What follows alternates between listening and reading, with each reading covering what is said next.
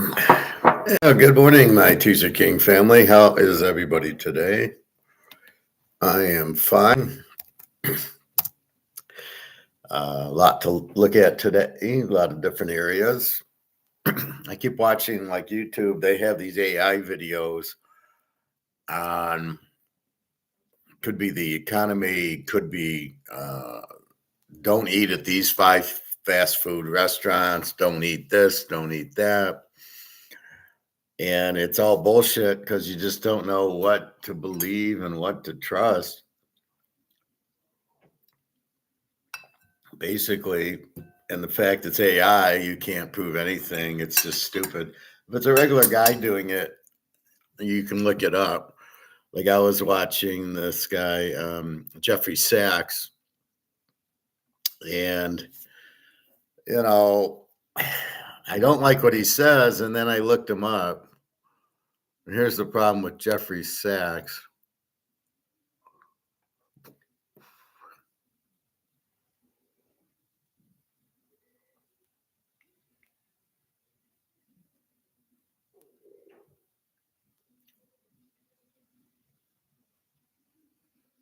So I type in, is Jeffrey Sachs a Keynesian?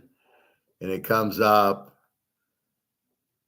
is not strictly a Keynesian. He describes himself as a macroeconomics who often finds both withdrawal. Yeah, showing my screen.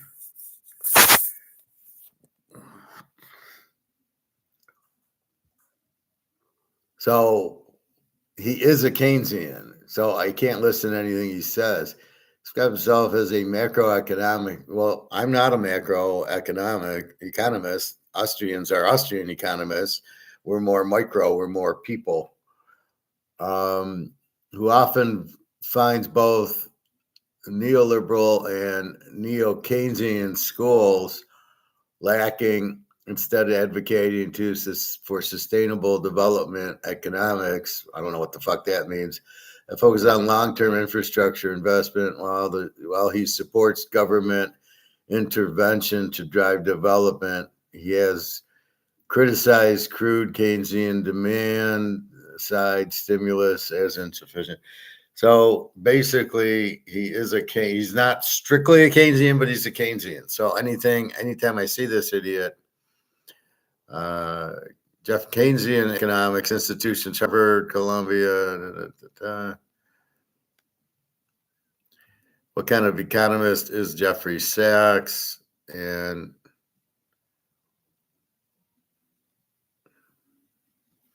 he's political economics international. I don't know what the fuck that means. He's a Keynesian economist. So this guy is Keynesian. And we do not listen to Keynesians, right? So he's going to Russia and these other countries and he's like teaching them what to do.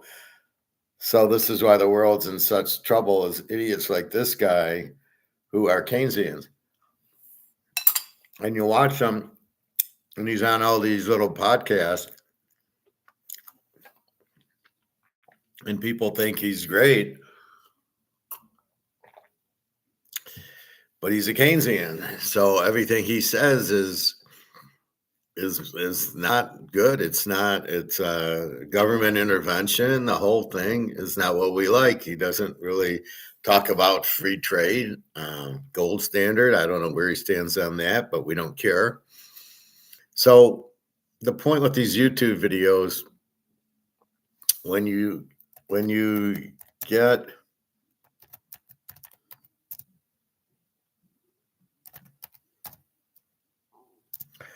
when you get him, I turn him off.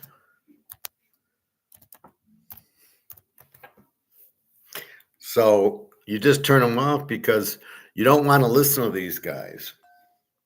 Then I'm seeing these other AI videos, how to survive the crisis coming.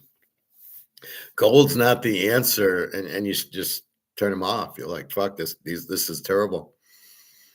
But this is what AI does. So they're trying to say, oh, you don't want to buy gold. what did they say? Well, gold won't work, or when gold doesn't work.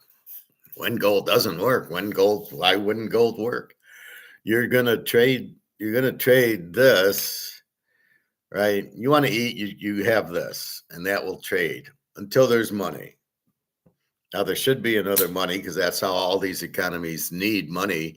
They need the medium of exchange. So in Germany, Rome, or wherever, you will trade. Um, you will trade the silver for uh, you will trade the silver for food.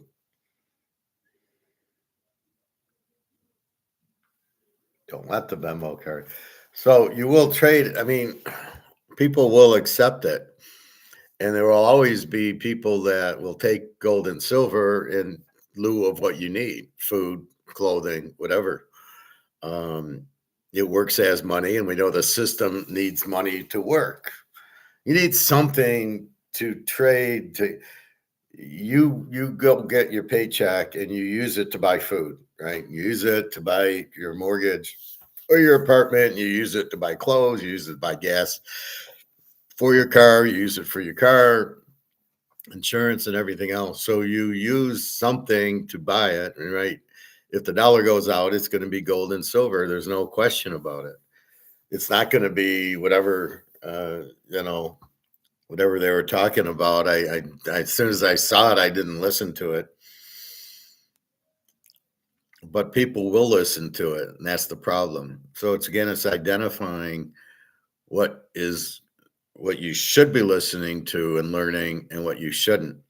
So as I said yesterday, I'm here, I'm your teacher, you're here, and I'm trying to get you to here.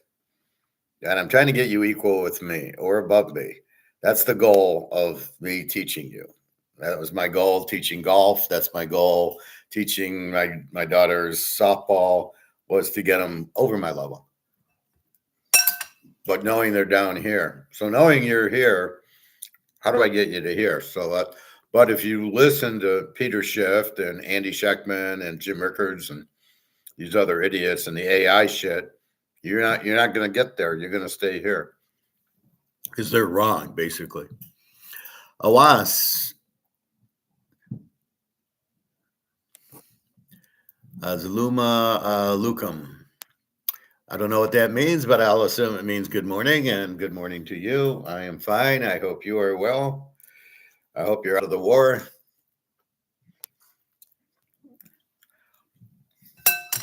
I don't know why there is a war. It's so stupid that it's hard to believe.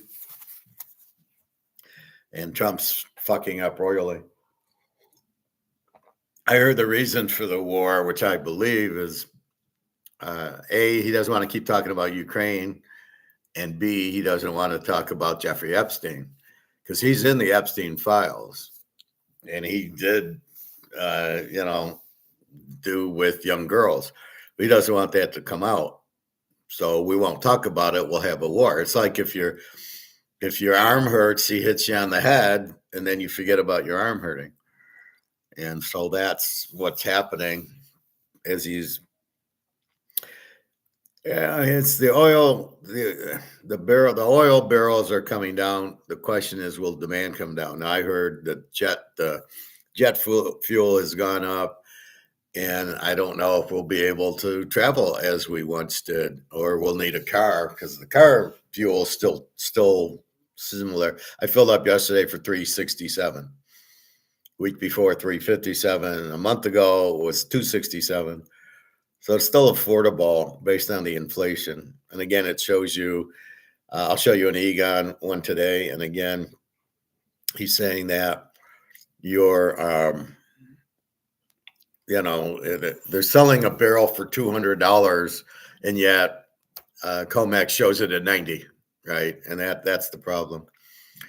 I noticed Bitcoin in the stock market went up, which makes 0 sense. Bitcoin's not a safe haven, especially if it was invented by the CIA. It's a scam. So you got to be very careful there. if you're moving your money, it's still in paper. At the end of the day, Bitcoin is still in money. If the money goes, Bitcoin goes to zero, then what's the true value of Bitcoin? Does Bitcoin have its own value, not in dollars? And the answer is no. Gold and silver does. This has a value in dollars or without dollars. Right? If you take all the dollars and they all go to zero, this value goes up like 100 times. What do you mean, Howard? How can it go up 100 times? Because this is money. And until they come out with either a new money or they make gold the money, so this goes away, then, okay, now how do you buy and sell things? Well, instead of taking that, we take this. We don't need a wheelbarrow full of money if we have gold.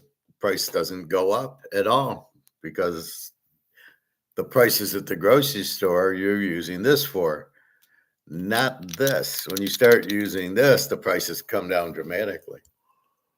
I am fine, Alice. How are you? Um, Stay safe, please.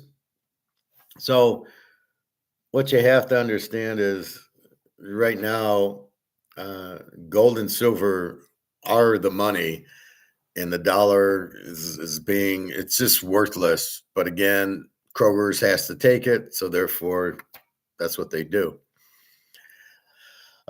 These videos.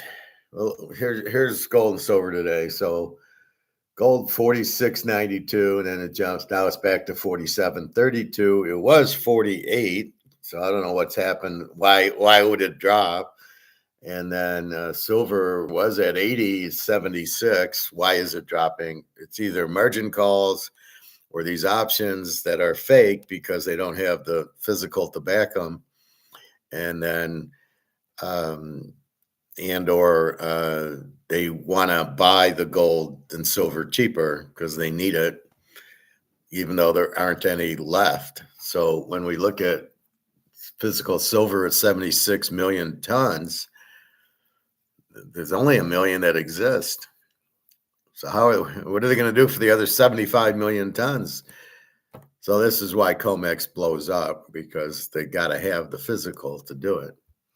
Anyway, so when I look at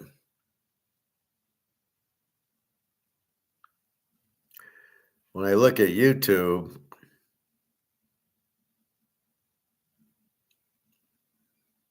let's look at Egon.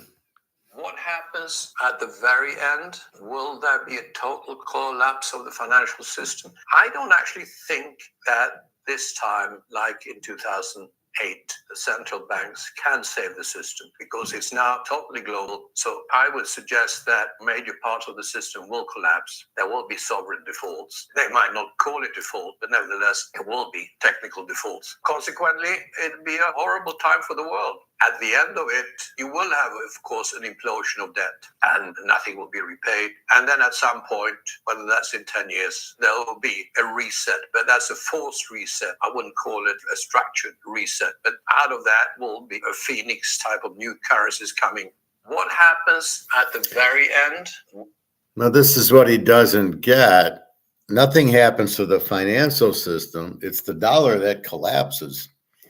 Right? The dollar loses value because you're printing it to death, which he doesn't understand that. I couldn't believe it.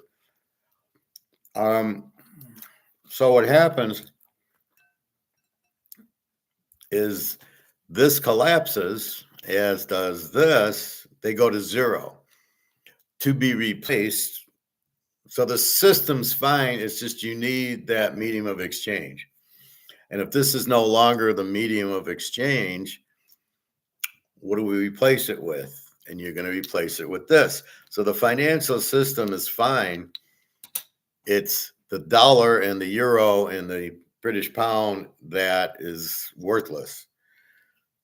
So I don't know what he means by financial system, but basically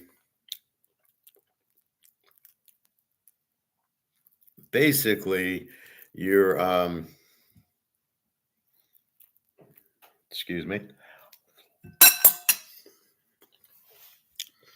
Basically what you're doing is you're switching from fake money to real money. And that's why we're buying the gold and silver, because we're looking ahead. And this isn't a guess, this is facts. The Titanic hit the iceberg, the boat's sinking, the water's coming in. And then what's going to happen? It's going to sink. The dollar's being printed to death, and all these wars accelerate it because you got to print more and more and more dollars, so they're worthless. And with the dollar being worthless, then what do? You sit there with, you realize you need to replace it. And you just can't take dollars and print. You can't just make up monopoly money and print it. It doesn't work that way. You've gotta have something, an anchor, which is gold or silver. That's why you need gold and silver. So that's another reason you have gold. And oil doesn't, you can't use oil to back the dollar. Why would you? Yes, there's not enough gold and silver for everybody, but that's the point. The government has $1 trillion in gold, and they print $1 trillion in paper money, and everybody uses the paper that's backed by the gold, and therefore, so that's how you carry it. You don't take it. We don't all need we don't all have to walk around with silver dollars. What we have to walk around with is this that has a gold thing on it that says, hey, this is backed by gold. And then we'll realize maybe it's a different color, maybe it's a little symbol on it that says it's backed by gold. And that's what you use. All the prices come down, which is fine. $1 trillion in gold, you put it in the money. And so basically I can go to the bank with $1,000, they give me $1,000 in gold, and they have to give it to you. That's the idea of a gold standard. So instead of walking around with, 10 ounces of gold, you walk around with $10,000 of gold-backed currency. And you don't really need to go to the bank and get the gold, but it's a good thing to have. I'm not too worried about the gold confiscation. That's just bullshit. That's the AI stuff I'm talking about to keep you away from, because they don't know you have it. They can't just come into your house. They don't know, anything. So you just keep it quiet. As far as gold, it's the only thing to have. I mean, like I said, you can get a Mantle card and a Picasso or Van Gogh or other, which is fine. But at the end of the day, you're going to need to sell that for the gold, because at the end of the day, you need gold and silver, because that's what the dollars are. They're not Picasso dollars, and they're not Rolex dollars, and they're not Willie Mays and Mickey Mantle dollars. But those assets will keep their value. So that's a real asset. It holds its value in whatever the new currency is. But back to this.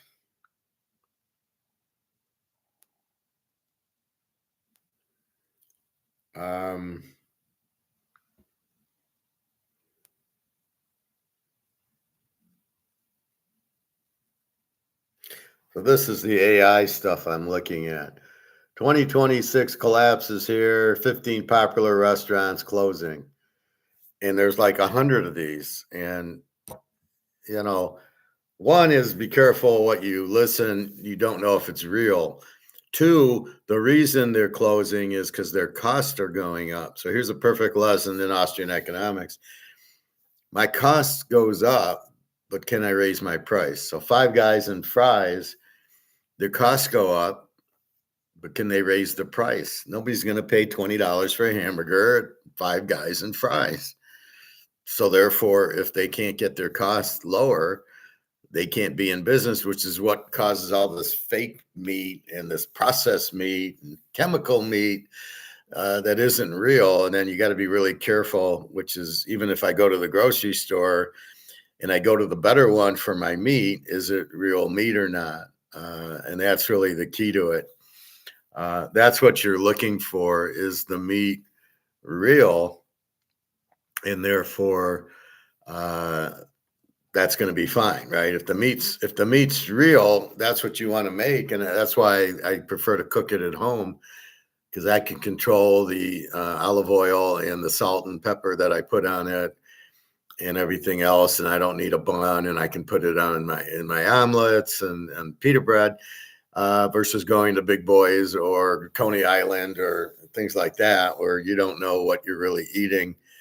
Your body, that's why you fast every once in a while. It kind of cleans you out of all that crap. But again, if Five Guys and Fries can only sell their burger at, let's say, $7, $8, if their cost goes up to 10, you either go out of business or you try to raise your prices to $15. And can they sell a hamburger for 15? With the dollar losing value, you have less money because you go to the grocery store and you're paying, your bill's $100 instead of 50. Well, you got a fixed amount. You've got what you got at your job. You're not getting raises because all the companies are hurting. So you have $100 to spend and you got to spend 75 at the grocery store. You're not paying $15 for Five Guys and Fries, piece of crap hamburgers or Big Boys or any of these. So you must realize that. And therefore it's very difficult for them to stay in business, because if I can't make money, I'm not in business. So if my costs go up to 10, I got to sell them for 15 and nobody's going to buy them at 15, I'm out of business. So that's why you see a lot of restaurants going out. Vegas has fucked themselves over, as we'll see. Let's see. Like here, top 10 Vegas casinos closing down. And these are littler casinos, which they would, the mega powers, the big ones. Caesars is definitely on the list of, it's not on this list, but it's definitely closing down, as will be all the MGM properties will be closing down because they're run by idiots. Their rent keeps going up and they can't afford it. Guess what? You go out of business. But there's a lot of these little, top 10 meats not to eat. There's a bunch of like, don't eat these meats, don't eat this ice cream, don't eat this beer. And I don't even want to watch them because I don't know if they're true. And what am I supposed to eat? Basically, don't eat any food. You're like, can I eat my avocado? I think that's okay. So anyway, there's a lot of different videos. There's AI videos. Let's watch this Egon one, a Silver Bull Unstoppable.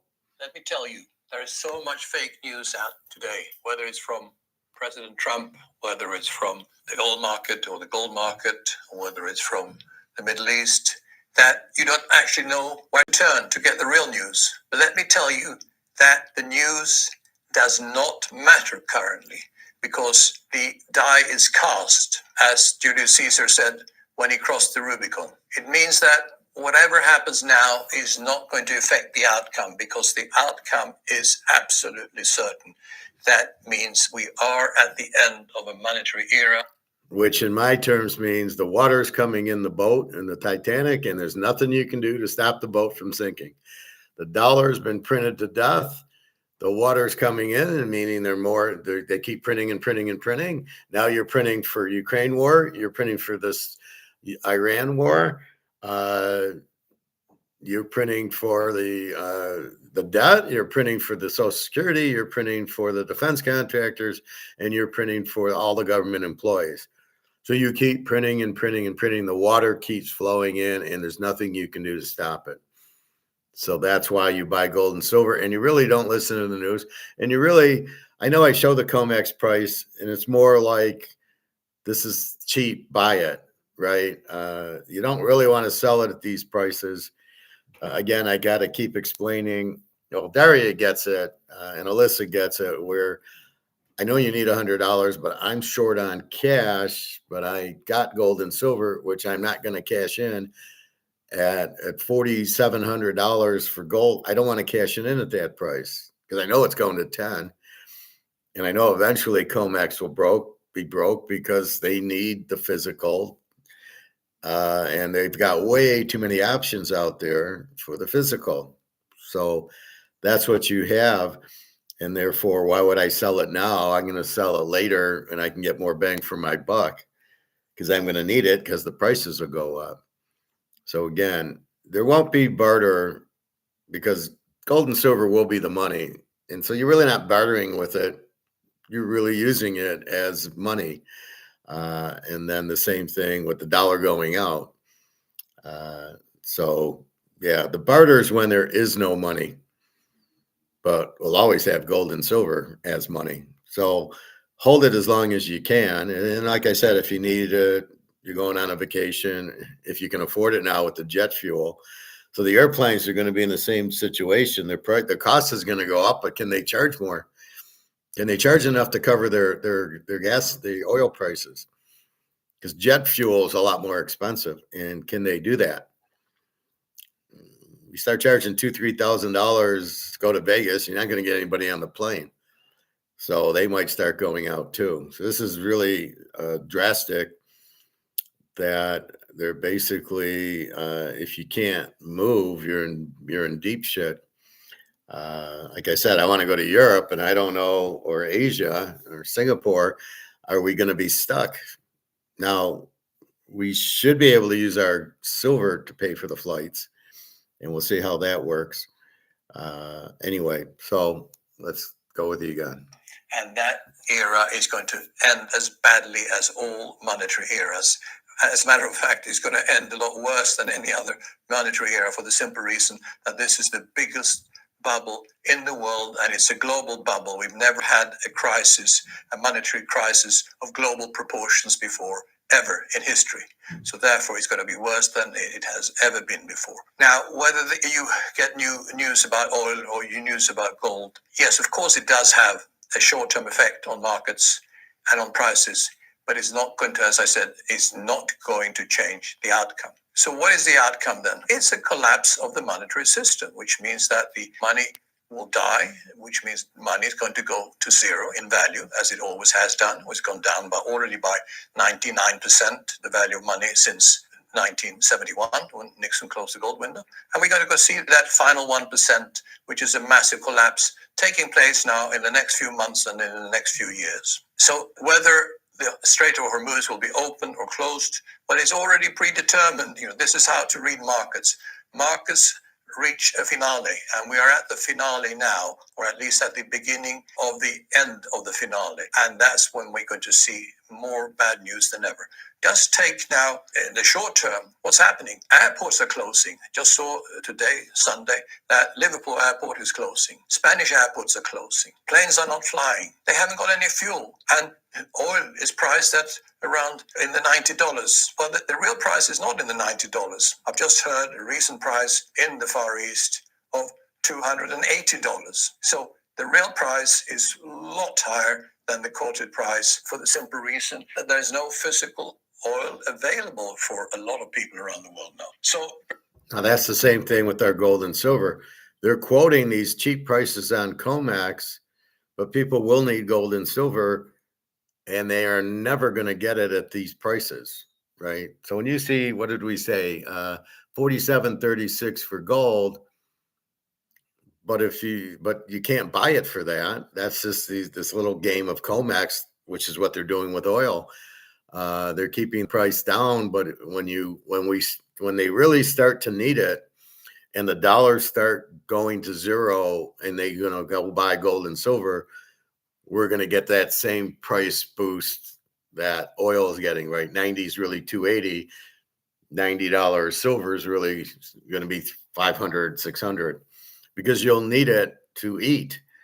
And eventually that's it. And that answers the question Egon couldn't answer. Why can't you just keep printing dollars? Because the value of the dollar goes to zero.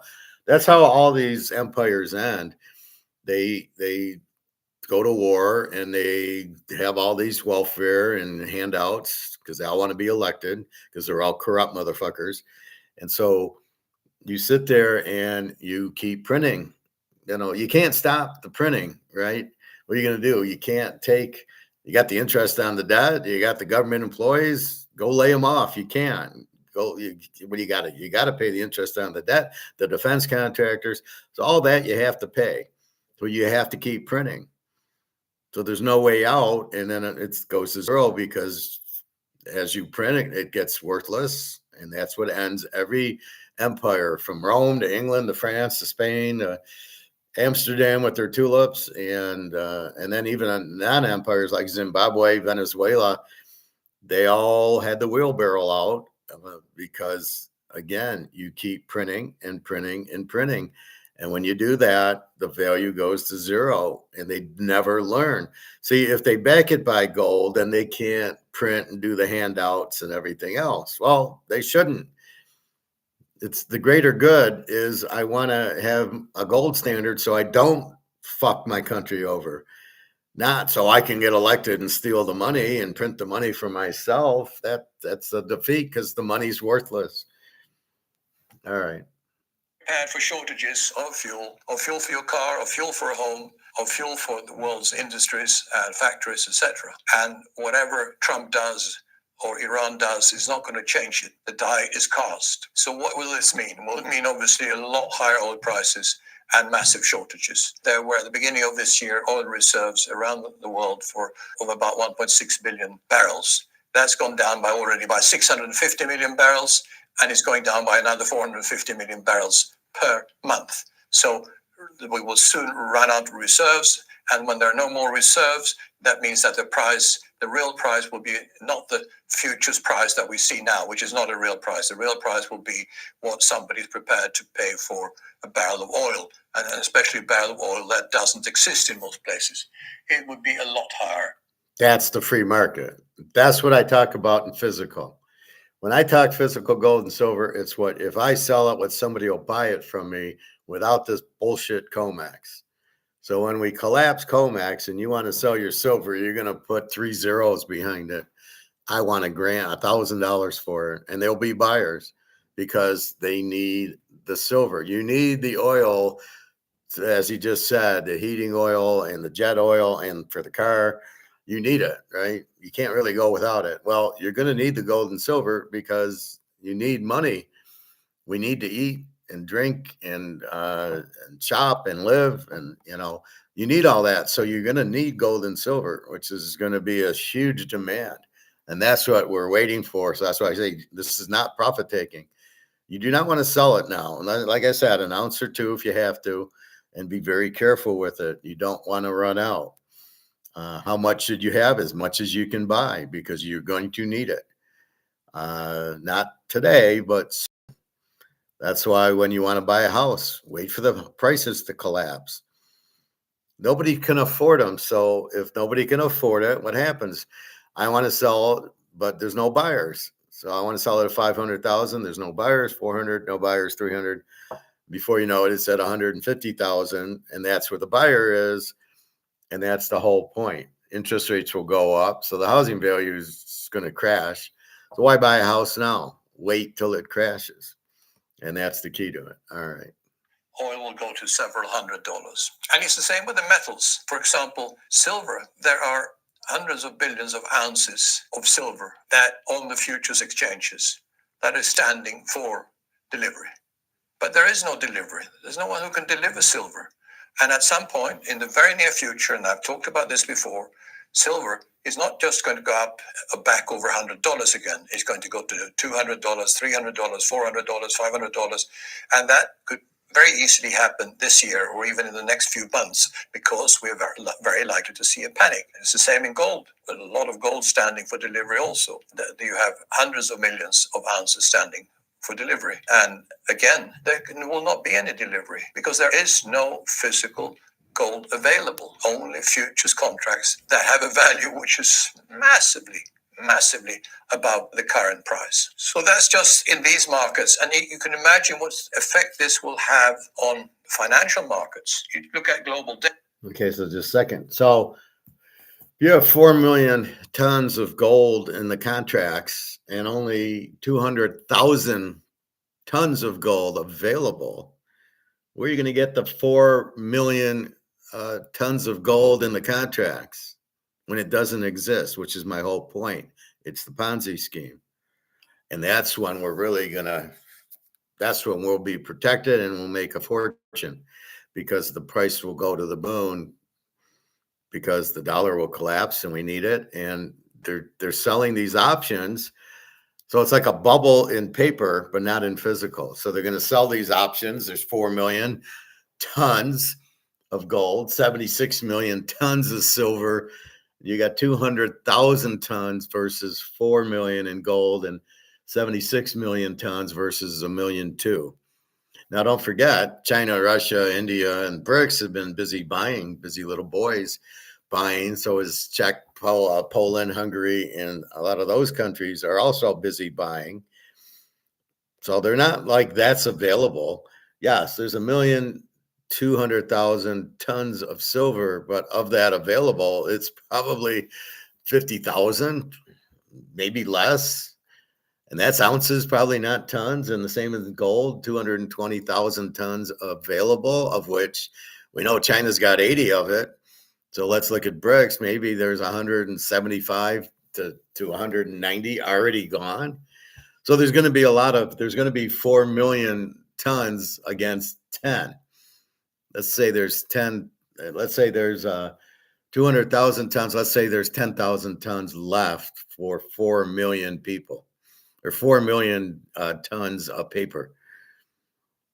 Well, there's going to be a frenzy. Like I was watching Trading Places yesterday, and that frenzy when they go, orange juice is, no, everything's fine. It's going to be fine. And the price goes from 142 to 29. And you're going to see that frenzy in gold and silver the other way. Oh, geez, you mean there isn't any more? But this is the perfect Austrian economist, Adam Smith. We want it. It's not available. So we will have to pay more to get it because we have to have it. And if you have to have gold, you're going to pay more. What do you mean there isn't? I can't go to the coin store and get it? He won't have any, maybe a little. And that's when he's going to stop his 97% buyback, and it's going to be 105% buyback. And what will he even pay for it? What will spot be? Spot's not going to be this ridiculous COMEX price. Spot's going to be much, much higher. So keep that in mind. That's what's happening. So if we look at it from a kind of economic standpoint, the demand for gold will be huge, but there isn't any supply. So what do? Now, we see $15,000 gold. Oh, okay. Yeah, I have a quarter ounce that I will sell you at $15,000 divided by 4. Or my ounces I'll pull out for $15,000. I'll pull out 1 or 2 ounces. That's it. All your debt will go away because the dollar's worthless. So how are you going to pay it? So when the dollar collapses, so does your debt. So that's the good news. And if you're in gold and silver, you don't really care about the debt because we're in gold and silver. So that's why we do what we do. Hello, Behold. Pumped for draft night. Don't have ESPN, but Netflix is running a special at the same time. I really don't waste, good morning. I really don't waste my time watching it. I just want the result. Who did we take and who did they take and what went where and who took Tagovailoa, who took Ruben Bain and Bailey. And, it's going to be a lot of idiot offensive linemen and defensive linemen that they took. So, yeah, I won't watch it. And I'll just look at it on the phone and I'll go, who took who? And then we'll talk about it tomorrow. But yeah, it's a very weak draft, and a lot of linemen don't help you. Look at Oakland last year; they took 2 linemen, and they couldn't even play. So it's very few players will make the team, or they make it as now kickoff or punt return teams and stuff like that. But linemen, it takes a while to get in. Very weak. The running back from Miami. What's his name? Fincher or something like that. He's the best running back. Jeremiah Love, if he goes 3rd, 4th Arizona, they're making a huge mistake. I think it's Fletcher. It doesn't sound right. Anyway, the running back from Miami is the best running back. And then Ruben Bain's the best defensive player with Bailey and that. Anyway, let me get back to this, and we'll talk draft in a minute. I would take Bain above Bailey. Yeah, I would take either one. If I'm Oakland, I'm drafting Bain, and I'm putting him with Crosby, and I'm going to pitch a lot of shutouts. And then I got Kirk Cousins, who stinks, but right now, and then somehow I would pick some offensive linemen in the third, fourth round, and maybe get this Fletcher from Miami to go with Bailey. I got Brock Bowers. I need some receivers, and I need they basically need an offensive line. I need a coach. This guy from Seattle, I think. The offensive coordinator is now the coach. I don't know that the offensive coordinator did much at Seattle. It was more the defense, and it was more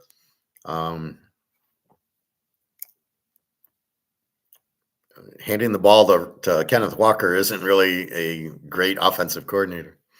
All right, let me go more. There's a show here on this pyramid. Global debt is probably around 360 trillion. You add to that unfunded liabilities, and you add to that outstanding derivatives, which I estimate to be the real outstanding derivatives is probably around $2 to $2.5 quadrillion. The Bank of International Settlement is giving the totally wrong figure here. So if you add the outstanding derivatives and the outstanding global debt and outstanding unfunded liabilities, you get to around 3 quadrillion. And that 3 quadrillion is debt or quasi-debt today, and it will turn into real debt. And what will that lead to? It will lead to massive money printing. And as you can see here, you have King Donald is his mistress, Madame de Pompadour Powell, of course not his real mistress, but from history, Louis XV and Madame de Pompadour, when they lost the war against Prussia in the mid-1750s, Madame de Pompadour said to the King, Louis XV, after us the flood. They knew that this was the end of an era for them, and it was France is going to have real problems, financial problems, also, of course, leadership problems, because you got the revolution a couple of decades later. So, and this is what we're going to see in the world here now also. Leaders will be thrown out, wars will be lost, money will be printed, but it'll be worthless money, of course, and therefore the value of money will go to zero, as it has in every monetary era throughout history. So you can see the people here drowning in debt, because there'll be, as I said, unlimited amounts of money printed to save the world, but you can never save a world which has a debt problem by printing more debt. So the consequence will be that money will become worthless. So if you look at the amount of outstanding debt in the world, including derivatives, as I said before, of about 3 quadrillion, and you say that to be a properly balanced system, you should have at least 10% gold coverage against that 3 quadrillion. So in order to have a proper coverage by gold against the 3 quadrillion, you would need, let's say, 10%. Today, there's only $6 trillion worth of gold held by central banks, and that represents 0.2% of the outstanding debt. So if you go to 10%, that means 50 times increase, and a 50 times increase would mean that gold in the $250,000. That's not impossible, because it's not gold going up as we know. It's actually the value of the paper money that's going down, and that's going to go down to zero. So there's no reason why gold couldn't go to $250,000. But it's a meaningless figure, because the real figure is that gold will maintain its purchasing power and probably do better than that. What's also going to happen in the next few months here is that all paper asset markets will fail. Stock markets will start a long-term secular bad trend, and stocks will collapse, and that will start in the next few months, could be earlier. So will bond markets. Bond markets will come down dramatically, because no borrower, whether a sovereign or corporate or private, will be able to afford to repay the debts. Bond markets will crash, and interest rates will go up to at least the 20% or around that level, as they were in the end of the 1970s and early 1980s, and I remember it well. And so don't hold bonds, don't hold stocks, don't hold property. Property is leveraged and is a bubble. You should hold hard assets, and of the hard assets, of course, gold and silver are the premier assets to hold. Hold them in physical form, hold them outside the banking system. Okay, we got that part of it. So that's the key. Let me read Behold's question. Can you continue to explain the debt collapsing if the dollar collapses? My question interrupted the point you were making. So if the dollar, you keep printing the dollar, and the more you print of the dollar that isn't backed by anything, the value goes to zero. If the value goes to zero, how do you pay your mortgage, your credit card debt, your car loan, anything you owe? What would you pay it in? You don't have anything because it doesn't exist. It has no value. So as I said yesterday, the you can't just keep printing the money uh, like this, like she said, the circus. You can't just keep printing the money and printing the money and printing the money. Why can't we? Because it loses value, and therefore, if if you owe me $5,000 in dollars and the dollar collapses, well, you can't pay me because the dollar's worthless. So the debt gets canceled. Now, what would maybe happen is the debt gets replaced by the new dollar that comes out, or gold or silver. But how do you correlate that? So, in other words, you'd have to say, well, this is worth $10,000. So give me an ounce of silver to pay the debt off. Most of the banks will collapse. So your mortgage, basically, the house value goes to zero in dollars, and your mortgage goes to zero in dollars because the dollars are worthless. So how can you pay your mortgage off? So I think that's your question. Yeah, well, if the dollar collapses, your mortgage, well, so your house goes to zero, so you don't owe anything on it, right? So your debt to the bank is in dollars. The dollars collapsed, so it has no value. So what are you going to pay the mortgage? You don't have anything to use. So what'll happen is one of two things: either the mortgage just goes away and your house goes to zero, and then it's what's the new currency, and then everything will get repriced. So if this they back the dollar by this, then your house gets valued in this. So your $500,000 house is in this, right? It's in monopoly money, right? So this is your $500,000 house and something that's worthless. So this goes to zero, your house goes to zero. And you go, oh my God, I just lost that, No, here comes the cavalry. Now we value the house in this. This is now the new currency. And the house value needs to be revalued. So how much you give me for the house? I'll give you 2 ounces of gold and you take it. And that's now the value of your house, 2 ounces of gold. Now, if you get the 2 ounces, do you still have a mortgage? Well, not if you got the gold for the house, you wouldn't. So that's scenario one. The house gets revalued in gold and silver. And if you get gold for your house when you sold it, obviously you don't have a mortgage. And if I buy the house with 2 ounces of gold, I don't have a mortgage because I paid full for the house. Right now, we don't have $500,000 lying around to buy a house. So we take out a mortgage. However, if we buy it with 2 ounces of gold because the dollar's worthless and your house is basically worthless, there's no mortgage because you're going to pay, here's 2 ounces of gold, buys the house, no mortgage, no interest rates, no nothing.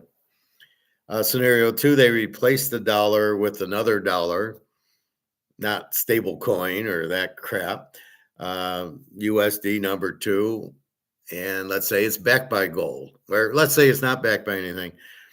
Then you got to figure out the value of your house. And then do the banks say, hey, okay, now you owe the mortgage for the house.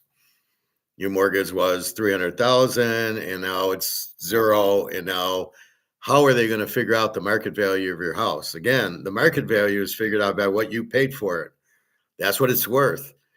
But now that the dollar's gone, it's worth zero. Now, how do we revalue the house? Well, in my world, I give 2 ounces of gold. That's what it's worth, 2 ounces of gold.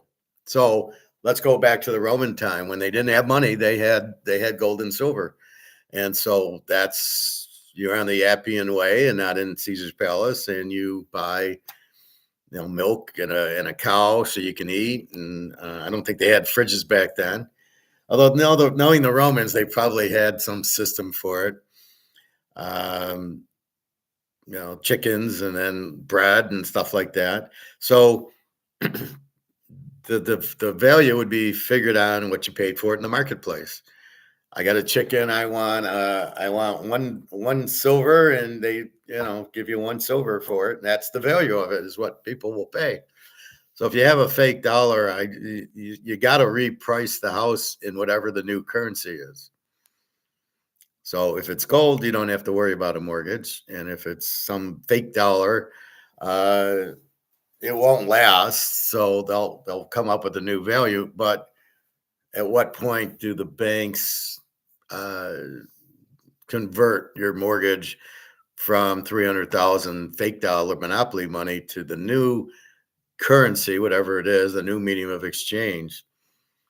So you might still owe, but it'll be a lot less because everything's inflated, because this dollar is worth shit. Right. So let's say you're paying, $6 for a box of Oreo cookies. In silver, it's probably less than one hundredth of an ounce for Oreos. And so they'll have to convert everything from dollars to gold and silver. So your mortgage should go away in dollars because your value of your house goes away. However, I come along and say, here's 2 ounces of gold for it. And that's what your house is worth. It's what the market will bear. So I am going to give you 2 ounces of gold for the house, and you'll take it. And then we have a new, okay, these type of houses are worth 2 ounces of gold. And the value of gold can't be priced in dollars because the dollar's gone. So gold will hold its value. Now it is gold going up, not money, not the dollar going down. It's gold going up because of demand. So the value of the gold goes higher and higher and higher. And maybe 1 ounce buys the $500,000 house, and 2 ounces buys the $1 million house, because it's immaterial. It's what people will accept. And when you're desperate and you can't use your cash, what do you use? Oh, well, gold will work, silver will work. Okay, yeah, I'll take 2 ounces of gold for the house.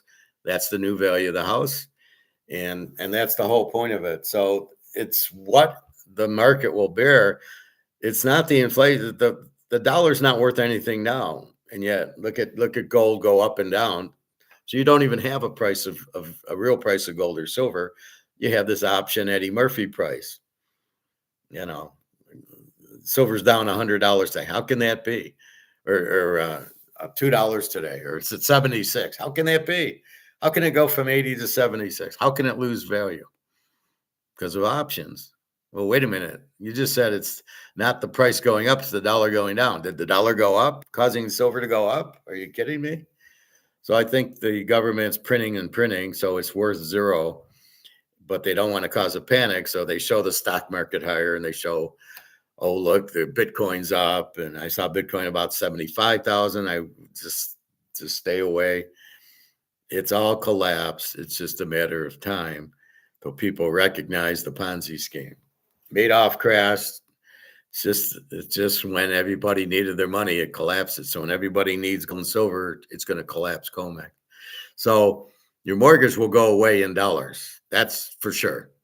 Your house value will go to zero in dollars because the dollar has no value, so you can't use it. So here's $500,000 for your house, but that's zero. So you're not going to take you don't want that. You want real money for your house if you're selling it. If you're buying it, you walk up there with this, and you're gonna be able to buy it and not have a mortgage. So it depends on the scenario. So either for sure it's going to zero, for sure the dollar is going to zero. So then does my mortgage end? Either way, you're paying it in monopoly money. So that's one thing. But the more gold and silver you own, the more, as you watch it rise, it's not losing value. So I showed this. Here's the dollar. The dollar has gone down to zero, but here's gold and silver going up. And so that's why you want to be in gold and silver. It's going up. The dollar's going down. What you choose what you'd rather be in. It's very easy. So again, here's your price. Here's your house value in dollars, but in gold, it's here. But how do we price gold? Because right now it's It's what, 47.36 in monopoly money, and it's being suppressed by JP Morgan. So if we get rid of this, then what's the value of gold and silver? It's whatever this is worth.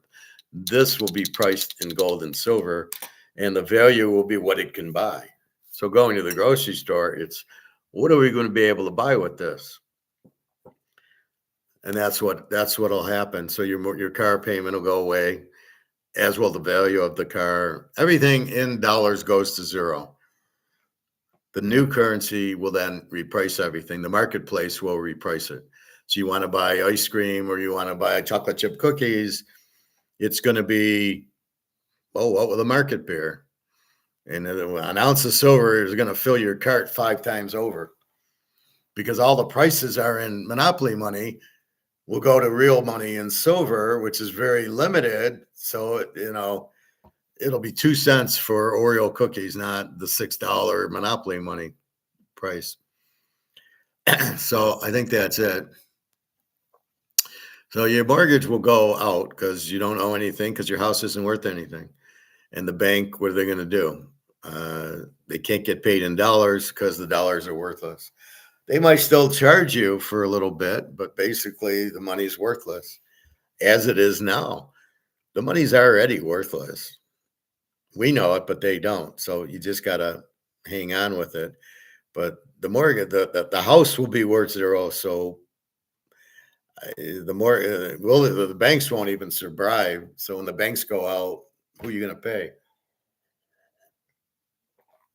Maybe JP Morgan, the biggest crooks. I was watching a thing on the Titanic the other day. um,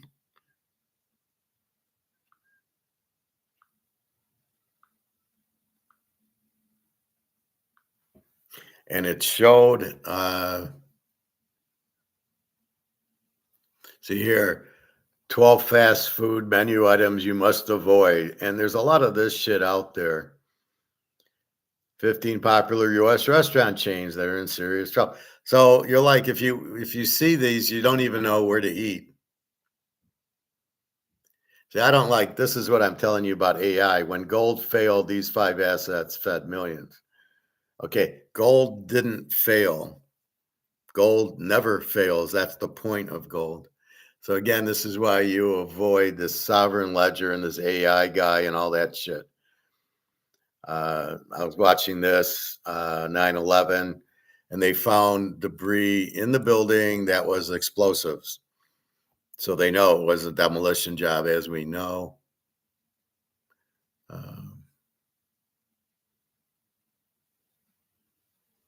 Then I was watching this one, how America secretly erased its war debt. And this is bullshit. They say, well, they inflated the money, so it wasn't worth anything. It's wrong. That doesn't take care of the debt. The debt's the debt. I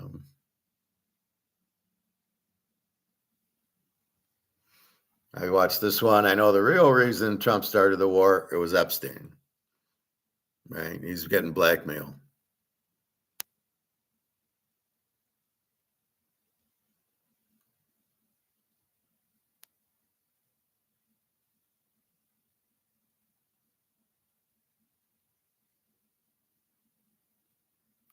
And this is the guy I'm warning you about, this Jeffrey Sachs.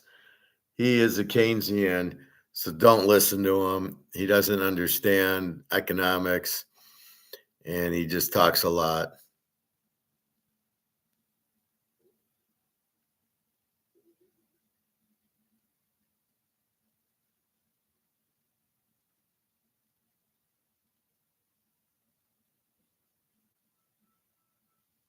Here's the one I was watching, the 1913 coup, the Titanic, JP Morgan, and The Secret.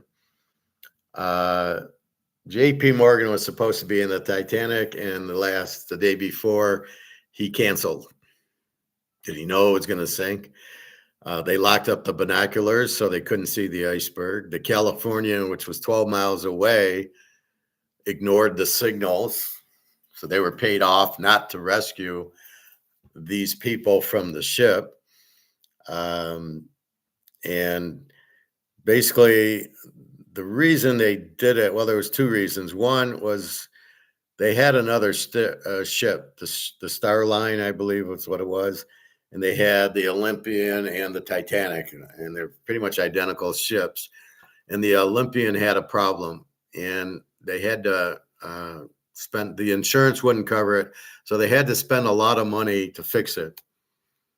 And so they were going broke. The shipbuilder, the Starline, and so the Titanic was fully insured, so they used the Titanic. And then the other reason was Guggenheim, Strauss, and somebody else who were opposed to the Federal Reserve and everything were on the ship, and J.P. Morgan was supposed to be on the ship. And so I don't know how they plan to hit an iceberg. It seems like a strange plan. What if you miss the iceberg? Then maybe you don't sink. I mean, is this what you're relying on? The captain, the California guy, he turned off his engine because of the iceberg and waited for morning.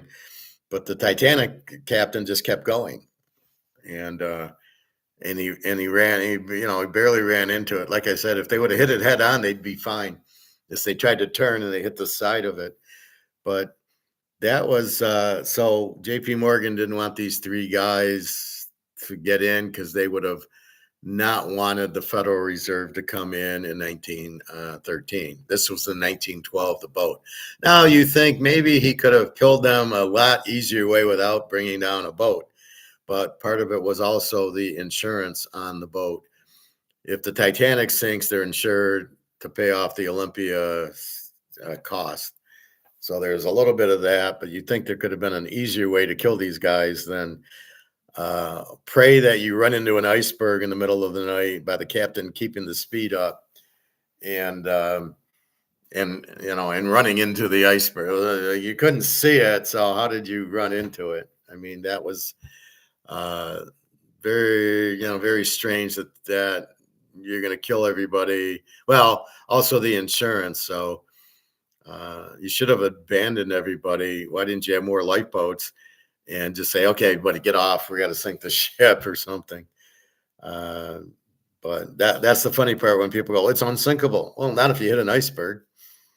So anyway, interesting. I do know Guggenheim and Strauss and the other guy were on the ship, and it did sink and they did die. And when they did the 1913 for the Federal Reserve, and they called it that because if they couldn't have a central bank, but if they had a Federal Reserve, these idiots didn't think that was a central bank.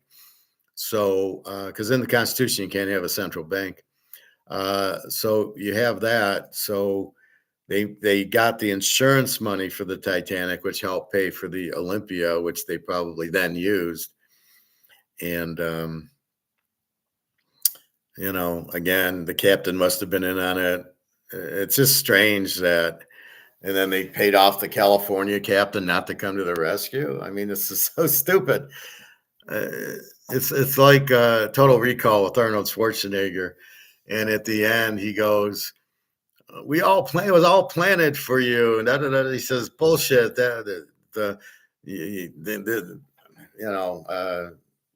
The one guy's trying to kill him and everybody's trying to kill him and they're shooting at him. He says, if you wanted me alive, why are you shooting at me? And he says it was a plan, but it started falling apart, but it still worked. But that was the plan to get you to find out Quado and the mutants. And it's just like this: you're hoping you hit an iceberg. You hoping the California captain doesn't. You hope the captain of the Titanic keeps going at a fast pace, and you gotta sink to get your insurance money. Really? Okay, yeah, I'm not buying it. And then I was starting to watch the 9/11, which purely was the Israelis. It was purely a gold robbery. It was purely the detonated the buildings. All this is very obvious. Let's see. All of a sudden, the Israeli has all the money to bribe all the U.S. guys. Now, it could also be they're blackmailing them for 9/11. if you don't do this war, we're going to expose the 9/11 thing. I don't know, but that's kind of the point of it. So we will see. It's a good point there. So anyway, so that's what's going on with the gold and silver. At the end of the day, the demand for physical will blow up COMEX, and the prices are way, way lower. So that's why you hold on to them. We know when you got 4 million tons of paper gold and we only have 200,000 tons of actual physical, that's a problem. And when we know BRICS and Poland, Czechoslovakia, and some of these countries, of the 200,000 tons, there can't be more than maybe 5,000 tons, 1,000 tons left because it's pretty much bought up. So I don't know. When I go to the guy's store to buy it, I'm buying somebody who took it in.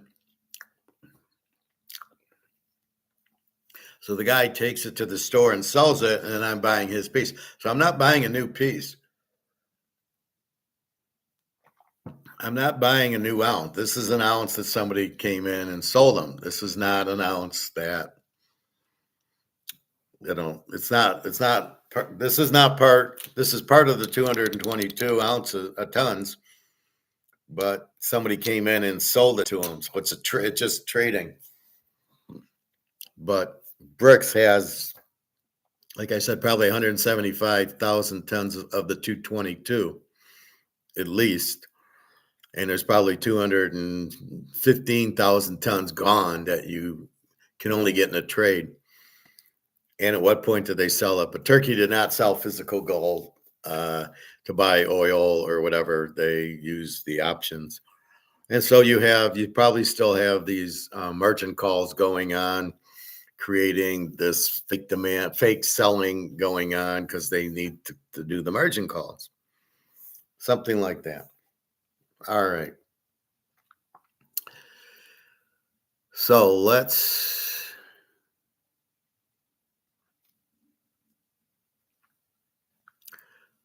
check our sports. Well, let's see, our gold right now, 47.27, 76.17. Silver holding in nicely after the 10 o'clock drop. Let's check baseball yesterday. We start off with St. Louis over 8.5. They lose 4-1. That's a loser.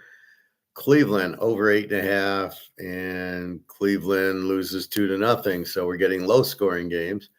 I play Cincinnati. They lose 6-1 to the Reds. So what the fuck's going on? KC minus 129. They lose 8-6 to the Orioles. I'm 0 for 4.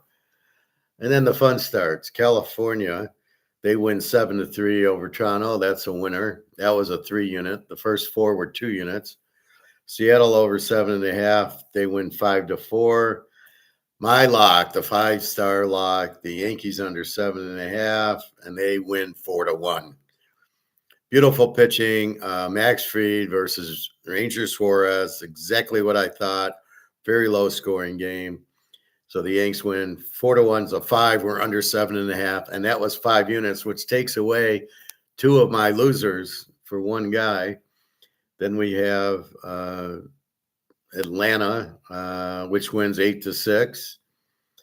We have the Twins because of the 12-game losing streak, and the Mets finally win.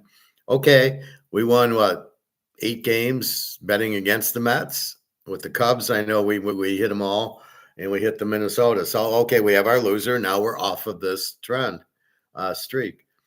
We had the Cubs for 3 units. They beat the Phillies 7-2. The Phillies now keep losing. The Pirates win 8-4. We have the Pirates. We have Colorado 8-3, and we have Colorado under 12.5.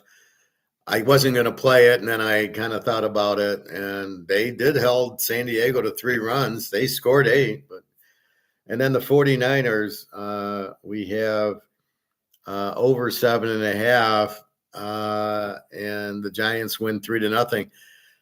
So it's hard to figure because the Dodgers have been losing. They lost to Colorado a few games. Now the 49ers. Ohtani on-base streak ends at 53 games. There's no on-base streak. It's hitting streak. Joe DiMaggio, 56-game hitting streak. Don't confuse the two with an on-base streak and a hitting streak. So that's what we have there. So let's look at the totals. I lose 2, 4, 6, 8 units. Then I win 3, so I'm down 5. Then I win 5, so I'm back to even. Then I lose 3 and I win 3, so I'm back to even. And then I win 2, I win 4, I lose 2. So I actually make 2 units yesterday. St. Louis and Cleveland, all of a sudden they don't hit. Cincinnati loses. You got to realize, KC, I have Seth Lugo. I have a good pitcher in Cincinnati. And then it's the manager. And then it's really getting more and more clear that it's the bullpen that creates the over or the under or the win. There was a game, I think the Pirates, there was like a 2-2 game, and then they score 6 runs in the 7th or 8th inning when the bullpen comes in. And one of them was the starter. It was his last inning, and then he ends up with 89 pitches, and they lose the game because they give up 6 runs in the 7th inning instead of pulling him. I couldn't believe that. But it seems to be this one big inning late in the game, the bullpen guy with the 10 ERA comes out, who's clearly a minor leaguer and gets shelled. And this is why baseball is so difficult, because it's really not the starter. Occasionally it is.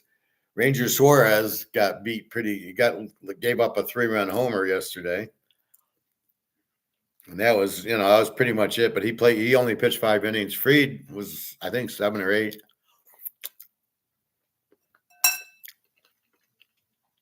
But if you get the guy with the good ERA, he's a good pitcher, you really need him to go 7 innings or 8 innings.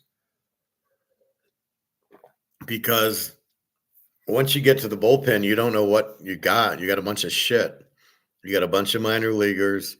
And the worst guy goes against the 7, 8, 9 hitters, and they still walk people. I get a joke out of the Tigers. They got all these 180, 200 hitters. And, like Torkelson, he's hitting like 175. And he'll get a walk. And it's like, we don't want you walking. You're kind of a power hitter. You're a big hitter, first baseman. I don't want you walking. I need you to drive in runs. And these guys just don't get it. They're so stupid. So he's hitting you. Look, dude, you're hitting 180. I don't need a walk from you. I need a home run. I need a double. I need an RBI single. I need RBIs from you guys, not walks. Guys on first and second, and you walk. You didn't do anything. I need to drive in the runs. And this is what they're missing with this Moneyball crap. Well, let's just hit 25 foul balls and tire out the pitcher. If I'm the pitcher and I'm facing one of these guys, he's getting hit. Oh, yeah. Well, if you're going to just follow everything off till I walk you, why don't we make it easy? I'm going to hit you and then go fuck yourself at first base. That's what I would do. Like I said, Shotani, he's getting hit. He's getting thrown at and hit every game. This is bullshit. You're not hitting the guy. You're not throwing at his head. You got to get him scared up there. You can't just let him sit there and nobody throws at him and he just gets all these hits. Start throwing at him. I would. Bean the guy. Bean the motherfucker. Okay. Let's go to the NBA.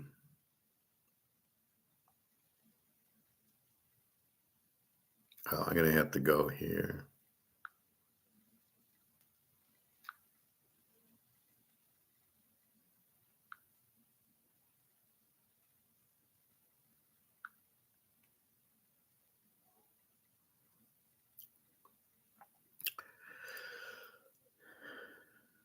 Let's go to the NBA. I split yesterday, but I actually won 1 unit. I had Detroit under 218 in the game. They win 98-83 is a 181. The total was 218. Wasn't even close. They did win by 15. I was a little shocked that they played. But this is something, obviously, this was a do or die. As I say, you bet the loser back, you win 90% of these. Now we have some losers to bet back. So I didn't lay the 8.5 because I was afraid. I didn't take the 8.5 because Orlando got the win and Detroit needed the win. So you lay away. And the prudent play was under, and that was it. I did play the under 215 in Oklahoma game, and it was 120 to 107, 227. So I lose that one. But they didn't cover. They were laying 17.5, and they win by 13. So I knew to stay away from them. It was hard to take Phoenix. You don't want to bet against Oklahoma at home. And this was Phoenix's best effort. This was do or die for them. Now they're down 0-2. They go home. So they should play better at home. They might maybe win a game, but I doubt it. All right, let's go to Thursday. And the Knicks and the Hawks series tied at 1. Cleveland goes to Toronto. Cleveland leads 2-0. Lock on Toronto. And the Denver-Minnesota series is tied at 1. So Atlanta won the last game. So look for the Knicks here. Let's see. The Knicks are a 1.5-point favorite, 215 total.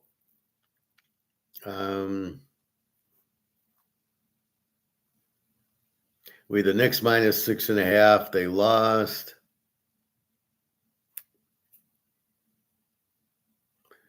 Let's go back to, I think it was Tuesday. Let's go to Monday.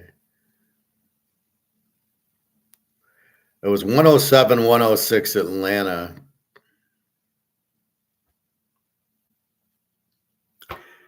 And so that was a 213. This is 215. So it's really close to the total.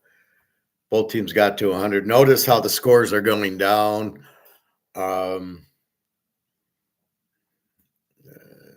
So what do we want here? You got Atlanta as a home dog. You got, and they did win New York. They did lose, so they're going to play well tonight. Atlanta will play better at home. I'm going to take Atlanta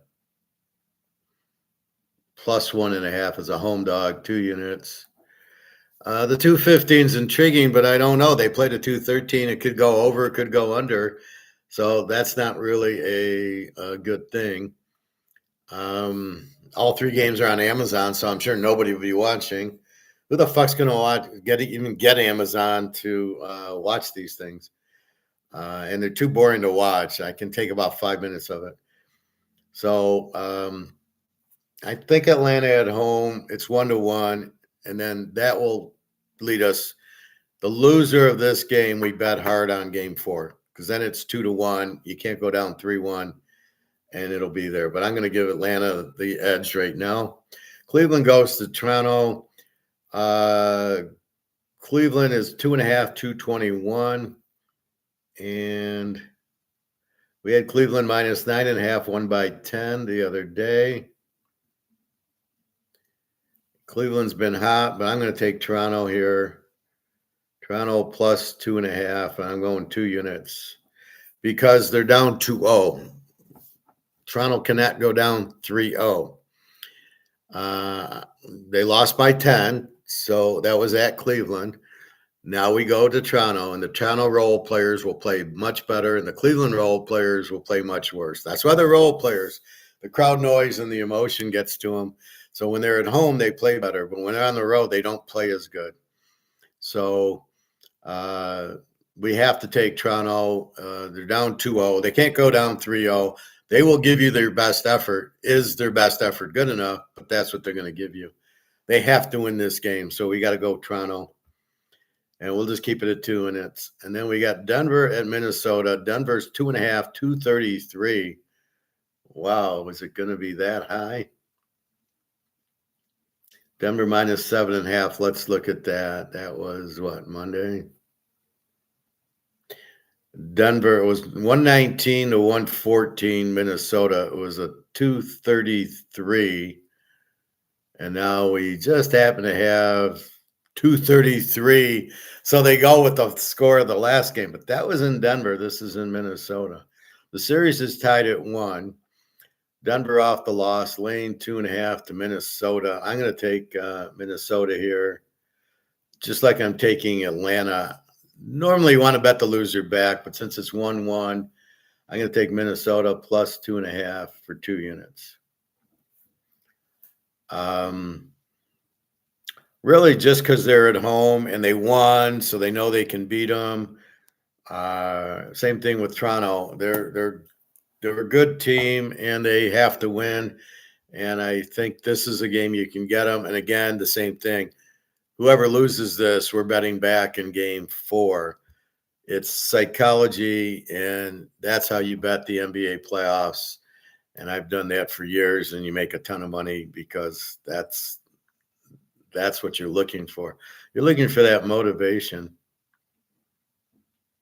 All right. Oh, wait, let's go to standings.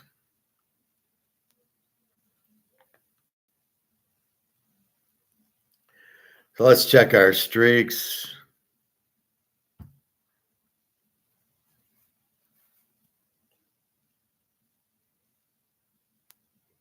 The Yankees are on a 5-game winning streak.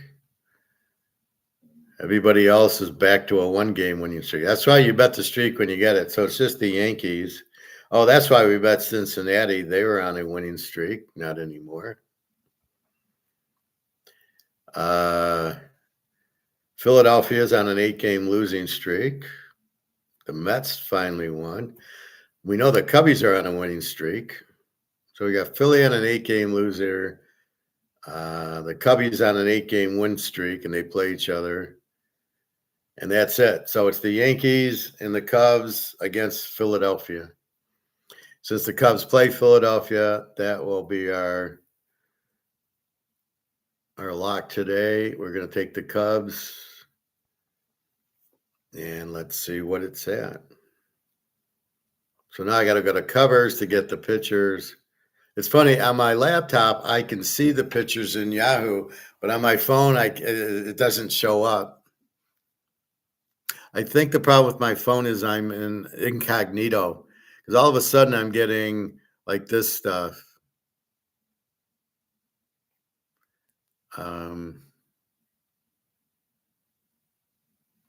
See how I'm getting this thing on the bottom? That's the cognito mode. So I got to figure out how to get rid of that. I think that's why my internet here is fucked. So somehow somebody texted me or called me. I'm in the car. I'm not answering, and then it blows up all the settings, and now I'm in incognito mode. So anyway, let's go to Thursday, and I move in a week already. Well, just over a week. It'll be a week tomorrow. We're already in the end of April.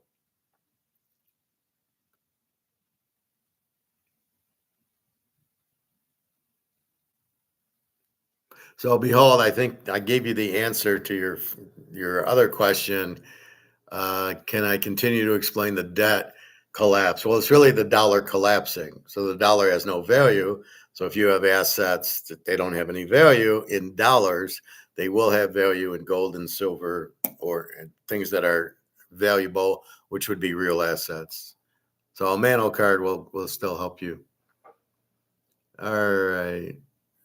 Starting at 1 o'clock, that's 15 minutes. We've got Atlanta and Washington. We've got Richie with a 0 ERA and Cavelli with a 4.26. Atlanta minus 133. There's no streaks. So we're going to ignore this. A lot of 1 o'clock games. Maybe is that because of the draft? Like, who can? I don't know. I know, behold, you're going to watch the draft. But I mean, all I want to know is who got drafted. I don't need to see them kiss the commissioner's ass and hold up a jersey. You don't need that. All you need to know is who did the Bears take? Who did the Packers take? Who did KC take? That's all you hear about. All right. So Atlanta, I'm going to leave that alone. Atlanta, Washington. We had Atlanta. Atlanta did win yesterday. Okay.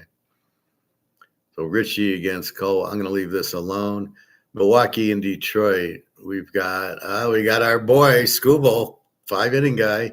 Detroit minus 224.7. We got Sprout with an 8 ERA against Scooble minus 224. I'm going to take Detroit with the 5 inning Scooble guy minus 224.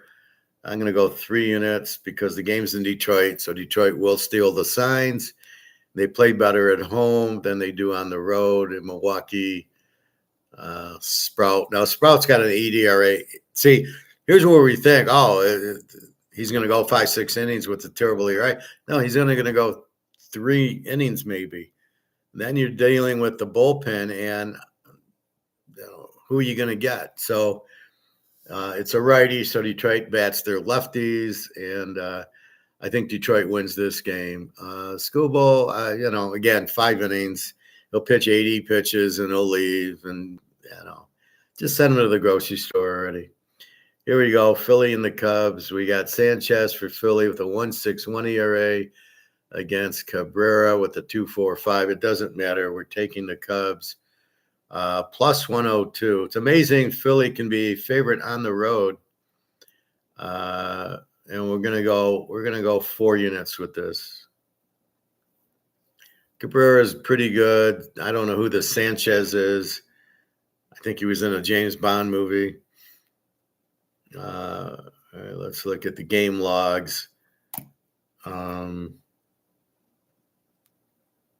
I think that's the last game they won when Sanchez was on the mound. So Sanchez, 6 innings, 5, 6, 6. Gave up 8 hits and 3 runs, 6 hits and 2 runs, 11 hits and 4, 4 and 1, and 3 and 0 against the Cubbies. They won 13-7. He gave up 6 hits and 2 runs in 6 innings. I don't know. I don't know where you're getting a 1.61 from. He gives up runs every game. So we got to take the Cubs. It's the streak. Cubs are on a winning streak. Phillies on a losing streak. We won with it yesterday. We'll keep winning on it until the streak ends. Or if they move on, we still might bet the Cubs and against Philly if this keeps going. And then tomorrow they'll be in different cities. So we still can win on the Cubs and bet against Philly. So we want the streak to keep going, obviously. San Diego, Colorado. Colorado, much better team. Walden for San Diego, 18 ERA against Feldner with a 6. San Diego, minus 142. And the total on 11. The pitching's so bad here. I would take the under 11, but I can't with this bad pitching. I'm going to take Colorado, 2 units, plus 131.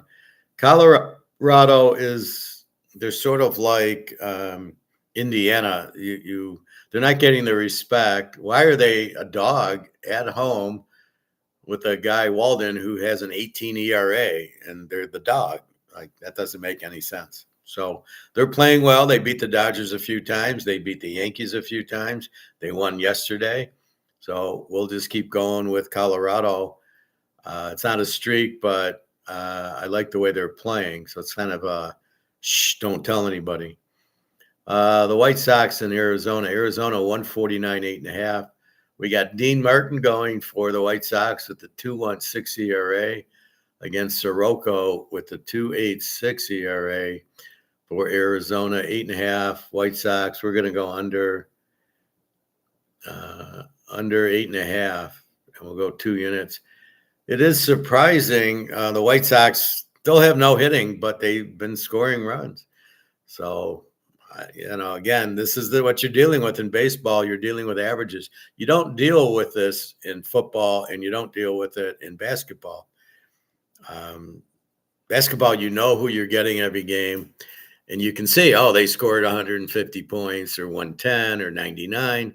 You pretty much have the idea, especially in these playoff series, what they're going to do pretty much. And in football, you're not looking at averages. You're not looking at Mahomes' average. You're looking at Mahomes, right? How many touchdowns to interceptions has he thrown? The Dodgers at the 49ers.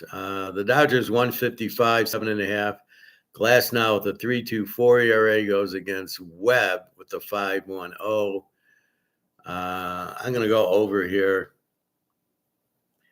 LA over 7.5. I'm not going to bet it because they're not hitting really well. They didn't hit yesterday.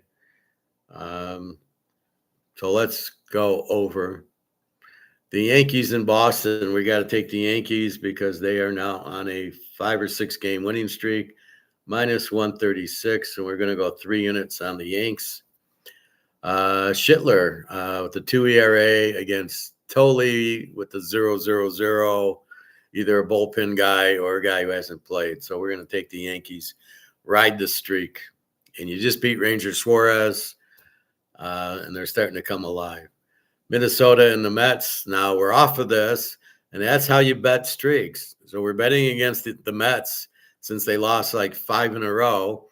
So we won 7 times in a row, and then finally we lose, but we won 7 and lost 1, and now we're off of them because the streak's over. We don't keep betting the streak. Well, we got to bet the Twins because they've lost 12 out of 13. No, the streak's over. Now you play it normal. Would I play the game over or under the pitcher? But I'm not automatically playing Minnesota like I did yesterday. Minnesota minus 107. Ryan 333 against Scott with the 0 for the Mets, who I don't know who that is. I don't know. I'm going to take a pass on it. I don't know who this Scott is, and Ryan's pretty good. If the streak was on, I would take the Mets. I would take Minnesota, but it's over, so let's stay away from that. Pittsburgh, Texas. I had Pitt yesterday. Pitt won. Texas minus 152, 7.5. We got Chandler going for Pitt with a 3.15 ERA against Jacob deGrom, 2.37 ERA. And I looked at both teams. They both have like 4 hitters hitting over 250, 260. But with deGrom, Chandler, I'm going to go under here. Pitt under 7.5. I'll go. I'm not going to bet it, but I like Pitt. I like the game under with deGrom. You're not going to hit him, but I won't take Texas. So, what do we have here?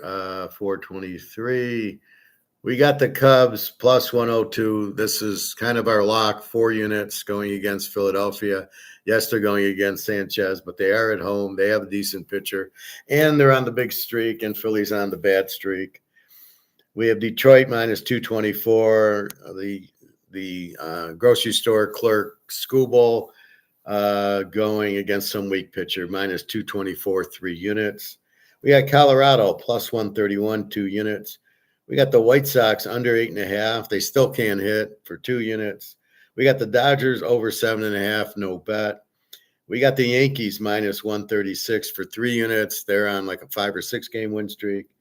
And then we got Pittsburgh under 7.5, no bet, but we have them. So you've got 1, 2, 3, 4, 5 bets. The best one is the Cubs. They're on the win streak. Philly's on the losing streak. And then the Yankees, who are on the win streak. So the 2 streaks, the Cubs and the Yankees. And we're going against Philly, who's playing the Cubs. Detroit should win. With Skubal on the mound, as pathetic as he is. And then Colorado's been playing well. The White Sox can't hit. And that's it. And the Dodgers should go over. They got shut out yesterday.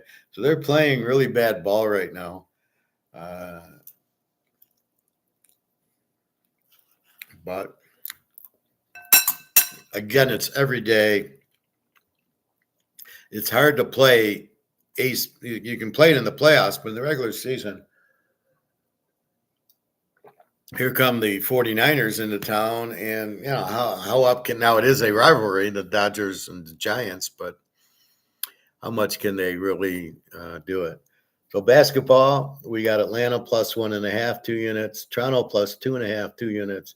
and Minnesota plus 2.5, 2 units. We're going with 3 home dogs.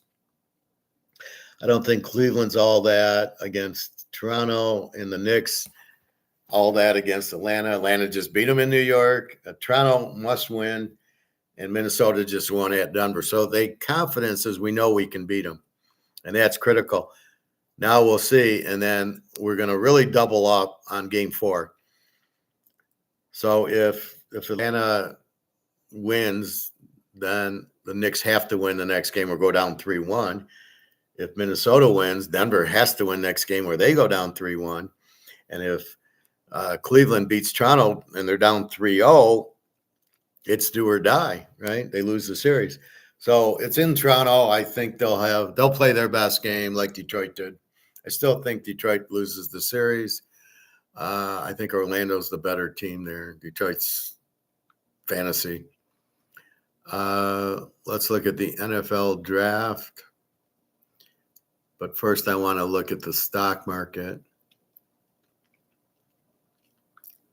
The fake Dow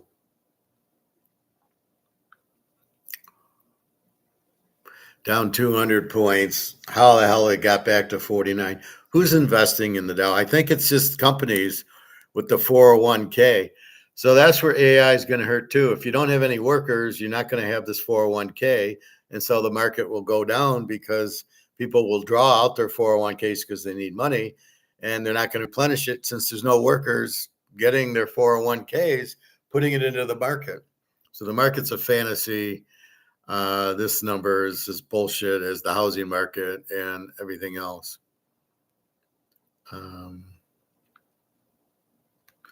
NFL draft. Do we want to look at a mock draft? Do we care?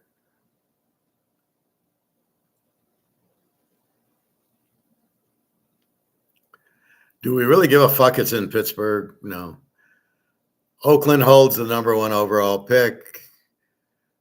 12 storylines, including landing spots for Jeremiah Love, Jordan Tyson, who's that? A.J. Brown. Will the Phillies trade him? Shorter to beat Alabama, Ty Simpson. This year's biggest draft. He's not very good. He showed that.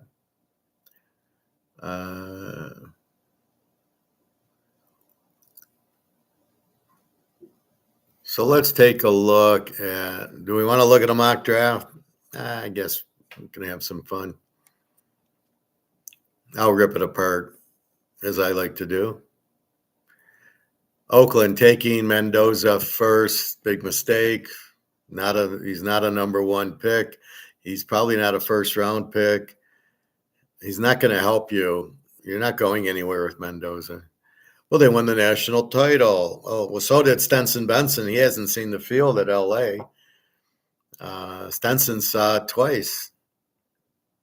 The Jets, David Bailey, edge, Texas Tech. That actually makes sense, although I would take he's more of a linebacker, but I would have taken Reuben Bain here. Kansas City from Arizona, Averill Reese, edge, Ohio State. Did we see Reese's name when we looked in the box scores? I don't know. I disagree with this. I don't mind. It's an Ohio State guy, but I'm not sure Reese is the guy to take when you could have Reuben Bain.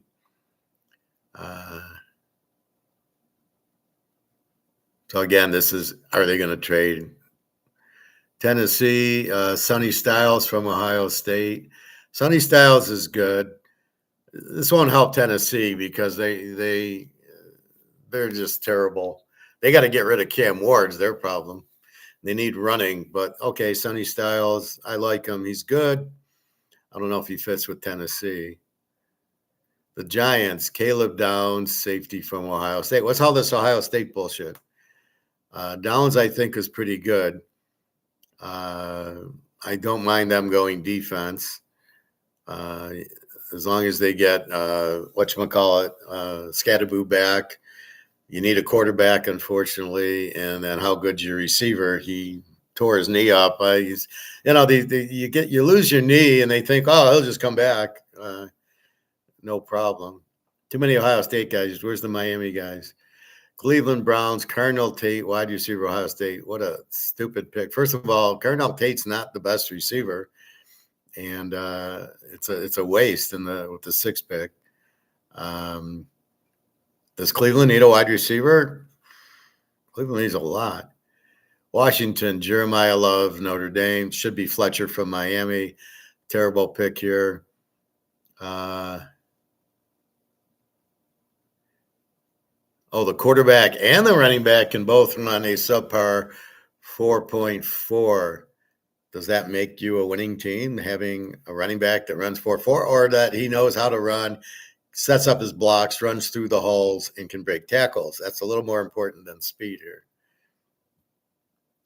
All right, New Orleans, Reuben Bain, edge Miami. Now, so they're getting a steal. They're getting the best player in the draft with the 8th pick. Good pick. New Orleans is getting better. I don't know how good Tyler Shaw is, but we'll see. Arizona with the trade from Kansas City, Francis Mayuga, offensive tackle, Miami, terrible pick. You need defense, Arizona. You don't waste it on it. Now, this guy's pretty good, but still, it's not going to help you with you're wasting your pick with this guy. The Giants, Keldrick, Falk, edge, Auburn. Auburn, did they have that good of are they a better defense than Indiana, Miami? I'd get that other Miami defensive end. What was it, Mendoza or Mayuza or whatever, on the other side. Edge from Auburn. I don't know. And that's 2 defensive players for the Giants. Miami, Mansour Tulane, quarterback, LSU. I know the cornerbacks from LSU are good. I don't know. I'm wasting my pick on a cornerback in the first round when there's a lot of killers at Indiana and Miami defensively. He's good, but not going to help you. Dallas Cowboys, Jermod McCoy, cornerback, Tennessee. You got to be kidding me. They need like a lot more help than that, and probably a running back. The Rams, Denzel Boston, wide receiver, Washington. I don't get this. You got defense at Miami. You got defense at Indiana. You got defense at Ohio State. You got defense at BYU and Utah. And you're going with Denzel Boston? Wow.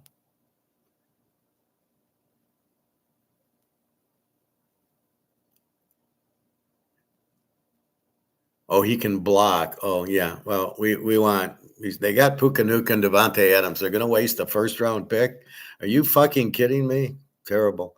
Baltimore Ravens, Spencer Fanu, outside linebacker – offensive lineman from Utah. Really strange pick.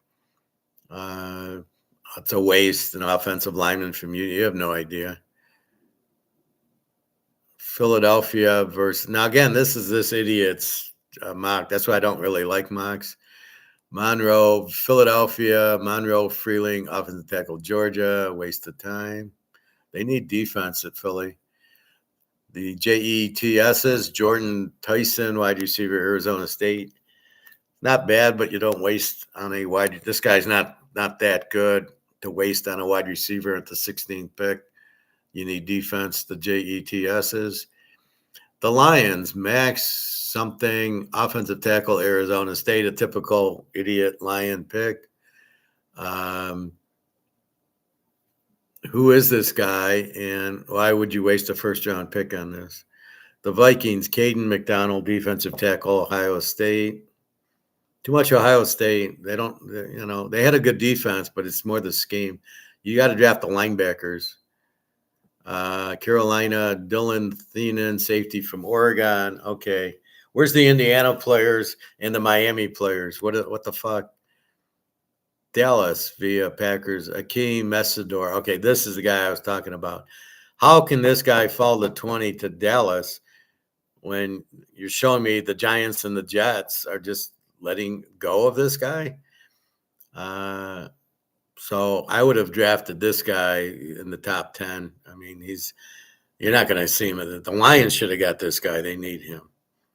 Pittsburgh, Ala Vega, alone, offensive guard, Penn State. Terrible pick. What do you're going to waste your first round pick on a guard from Penn State, really, that you could get in the third round. And it's not going to help you anyway. You need receivers. You need a quarterback. If Aaron Rodgers doesn't come back, and you need defense. San Diego, Peter Woods, defensive lineman from Clemson. Good luck with that. Tampa Bay, Kenyon Sadek, tight end, Oregon. Oh, my God. Really? Cleveland Browns, Caden Proctor, offensive tackle, Alabama. Oh, my God. The Bears, Caleb Lomu, offensive tackle, Utah. You need defense, boys. You got defense at Miami. Indiana, I haven't seen an Indiana player yet. Buffalo, corner, C.J. Allen, linebacker, Georgia. Georgia's not Georgia anymore. I wouldn't run after them. The 49ers, Blake Miller, offensive tackle, Clemson. Hey.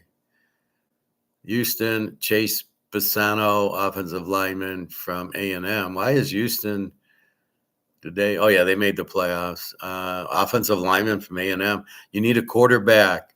You need running backs. Kansas City via the Rams, KC, Concepcion, wide receiver, A&M. Maybe, okay. Miami, Mikhail Lemon, wide receiver, USC. I don't know. You still need a quarterback, Miami. You needed one when Tagovailoa was there anyway. And New England, TJ Parker, edge from Clemson. I don't get all this Clemson love. That's ridiculous. Seattle, Avion Terrell, quarterback from Clemson. I don't. Nobody from Indiana, really. Now, who is this guy? This is his draft. So this is why I really don't like.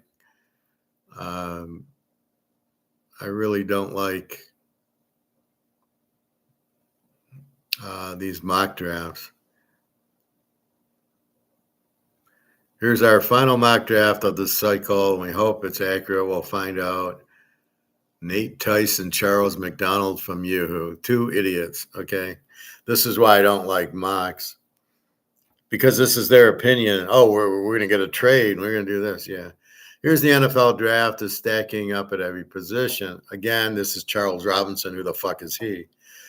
Carson Beck is quarterback 3. Well, let's see.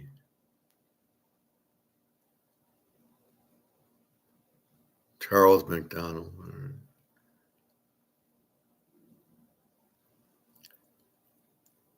So the first quarterback is Mendoza. The second is Simpson.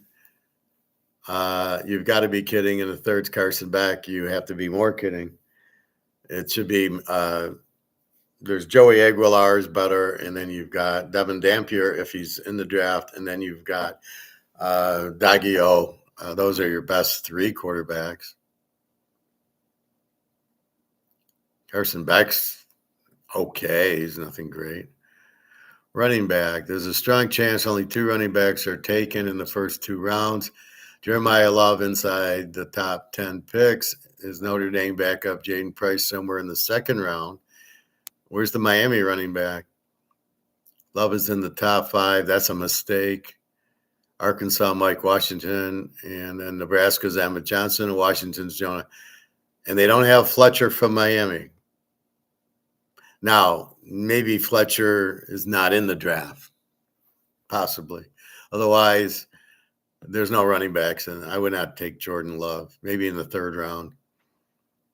Again, in the Miami game, he got 30 yards on 10 carries.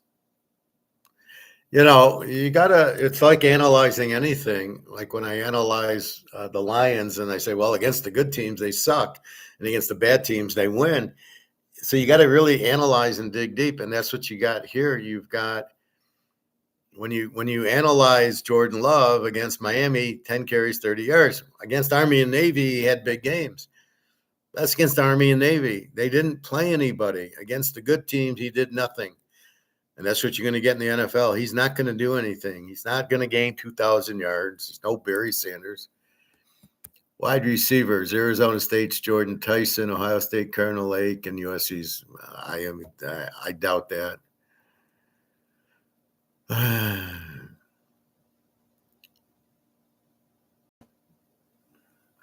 Tight end, Oregon's Kenyon Sanick, and then a ledge.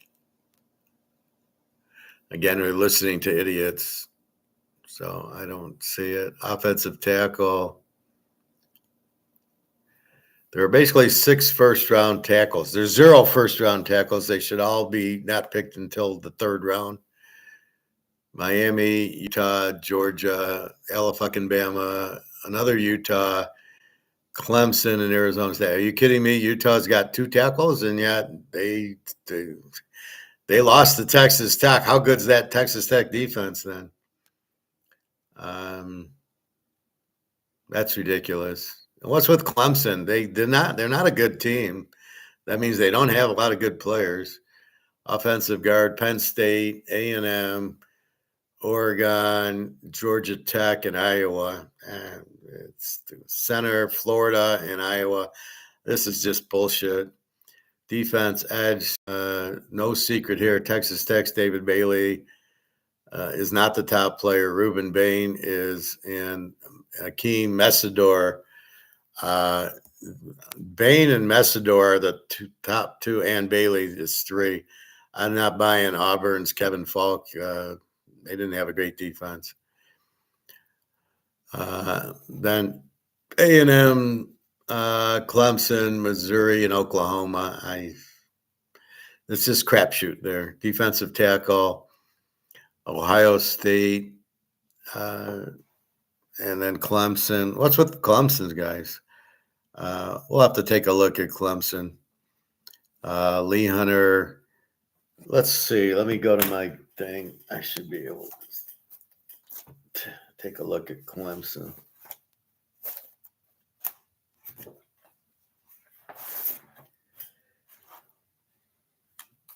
All right, Clemson had a 20 defense.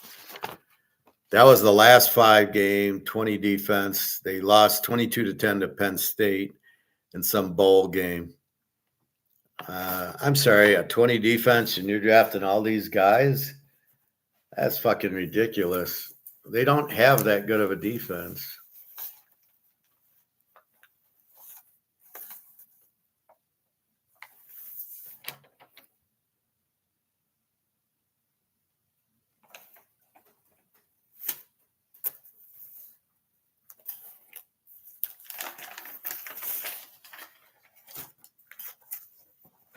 All right. So I disagree with all the Clemson defensive guys. I don't think Clemson was all that. Where's the Indiana guys? Where's the Miami guys?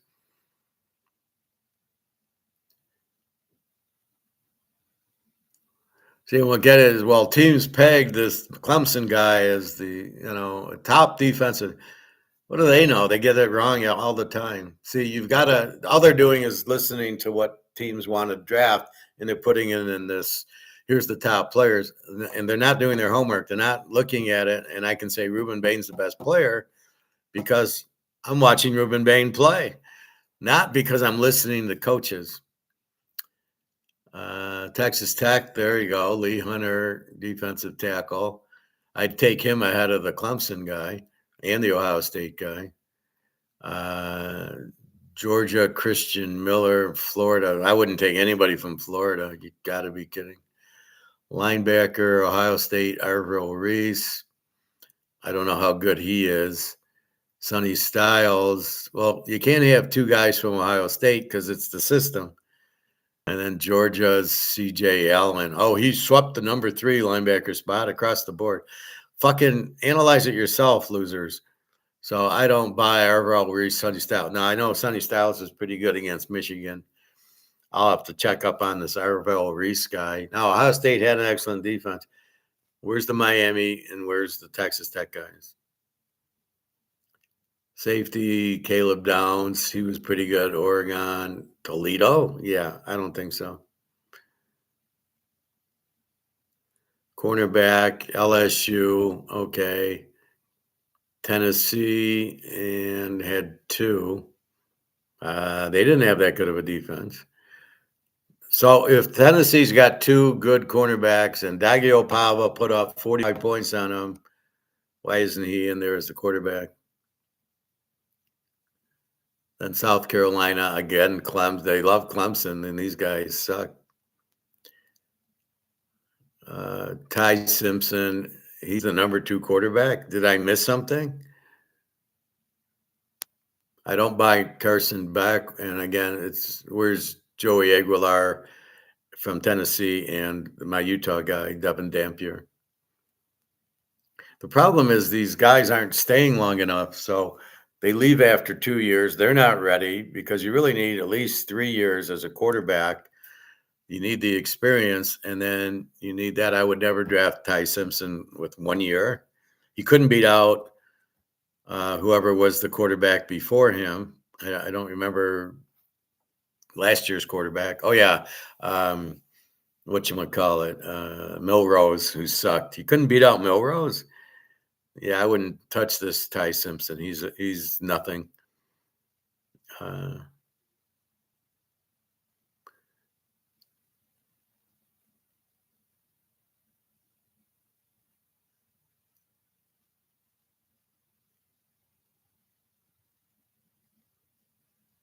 Let's see.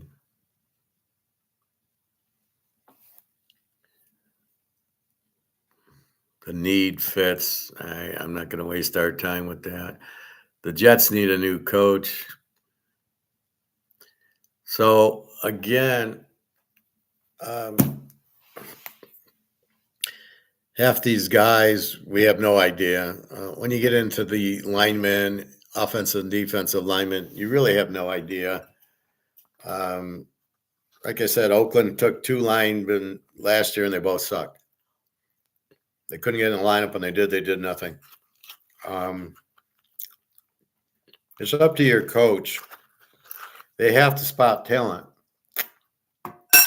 and they haven't, so we don't know.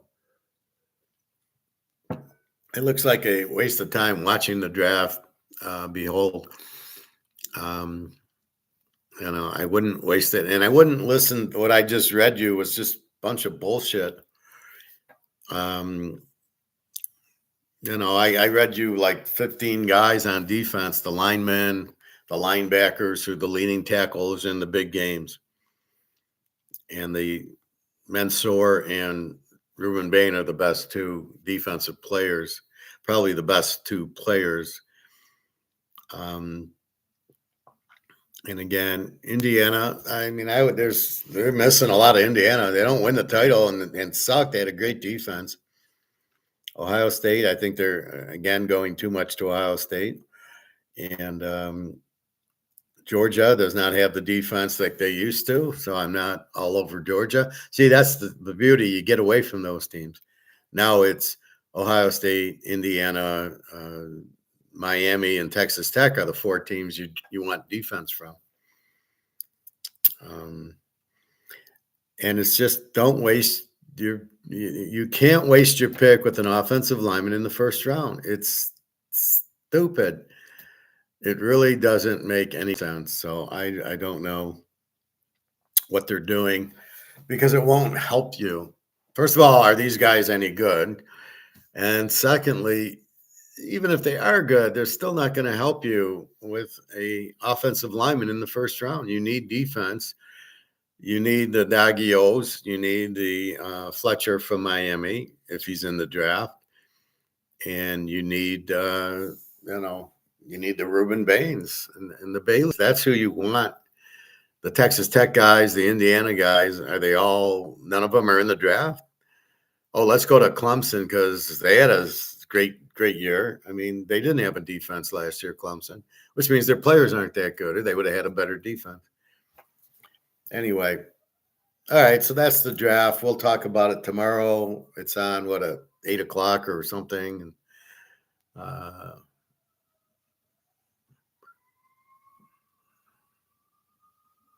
Let's see, when is the draft? Starts usually 8 o'clock. Round 1 begins at 8 o'clock, and I don't care. I'm not going to watch it.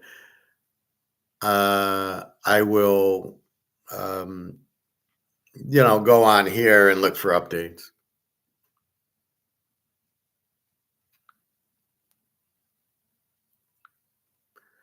All right, let's check our gold and silver.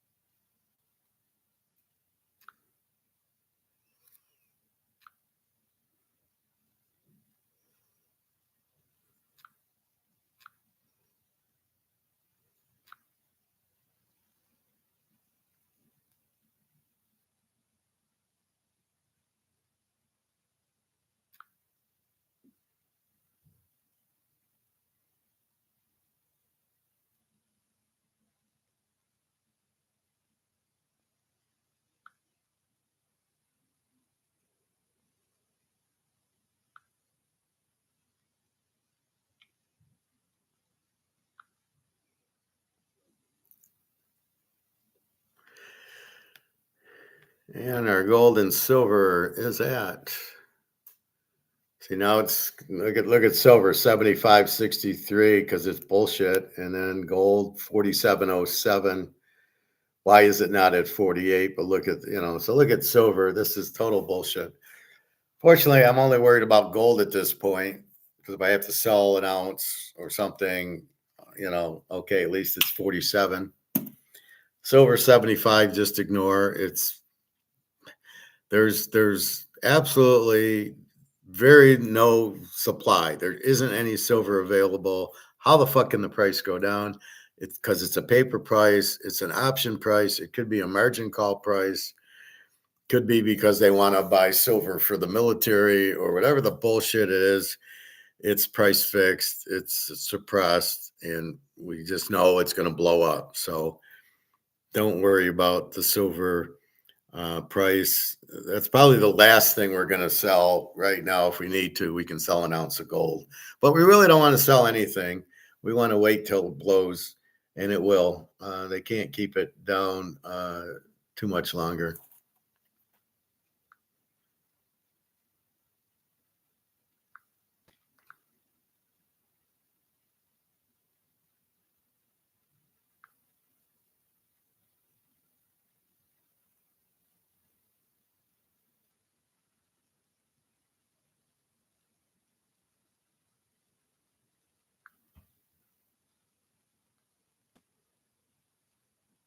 Okay.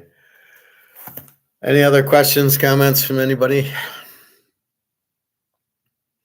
So I think, Behold, I answered your debt. So it's really about the dollar. When the dollar keeps getting printed, it loses value because there's too much of it. You really want to grow. You grow on the productivity of people. They come out with a computer and everybody buys it, and that's good for the economy, and a cell phone and clothes and glasses and all this stuff. And but if you start printing money, it's not based on the economy growth, it's based on the economy shrinking and the idiots needing the dollar to pay off debt and stuff that they don't have. You cannot pay off the debt with inflation. I don't where with money printing. I don't know where they're getting this that they think you can. In other words, $40 trillion, we'll call a spade a spade.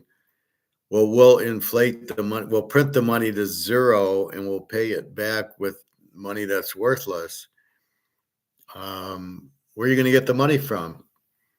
You still need the money. Oh, we'll print $40 trillion of money that's worthless to pay off the debt. To pay off whom? You ain't paying Russia and China with that shit, or any of the BRICS countries. They don't want it. That's the problem with printing it. It makes the value worthless. So you're not paying off. You can never pay off your debt. I guess it'll be like a mortgage. It'll just, the dollar will go to zero, and then the money will be, so the debt's whatever, and you just don't have it. So I don't know. It's a mystery to me.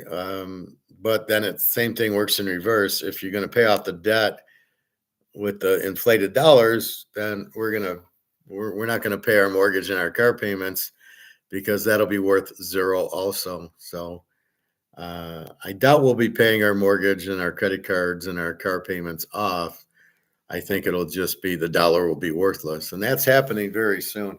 I don't know that it lasts till the end of the year with all these fake wars going on. What are we doing in Iran? Oh, so Trump is getting blackmailed by bin Laden, or he'll be exposed for Epstein. Is that what we're doing there? So you're going to bankrupt the country so he doesn't get bankrupt? There's no other way. So I don't know. It sounds like a bunch of bullshit to me. But you're killing the dollar because wars are very expensive, and the dollar's out. As far as I'm concerned, it's zero. But the government forces Kroger's to keep taking it. So they got to accept it. But the problem is they can only raise their prices what the market will bear. So if you make blueberries $20 a thing, nobody's going to buy it. And right now it's like $6 at where I go to Myers. I just don't buy it. Blackberries were on sale for 2 for $1. I bought like 10 of them. So when you put the price where it's better, I'll buy it. But if you're going to make steaks $20 a pound, I'm not paying. I noticed hamburger was a little bit more. I'm not paying. I get it when it's 6, 7, and I get 5, 6 pounds of it. Then, if the meat's even real, that's the other question. What are we eating? So the more you can cook at home with olive oil, with butter, with veggies, the more of that as you can cook, the better it is for you. So don't get caught up going out to eat too much. It's very expensive. God knows what you're eating.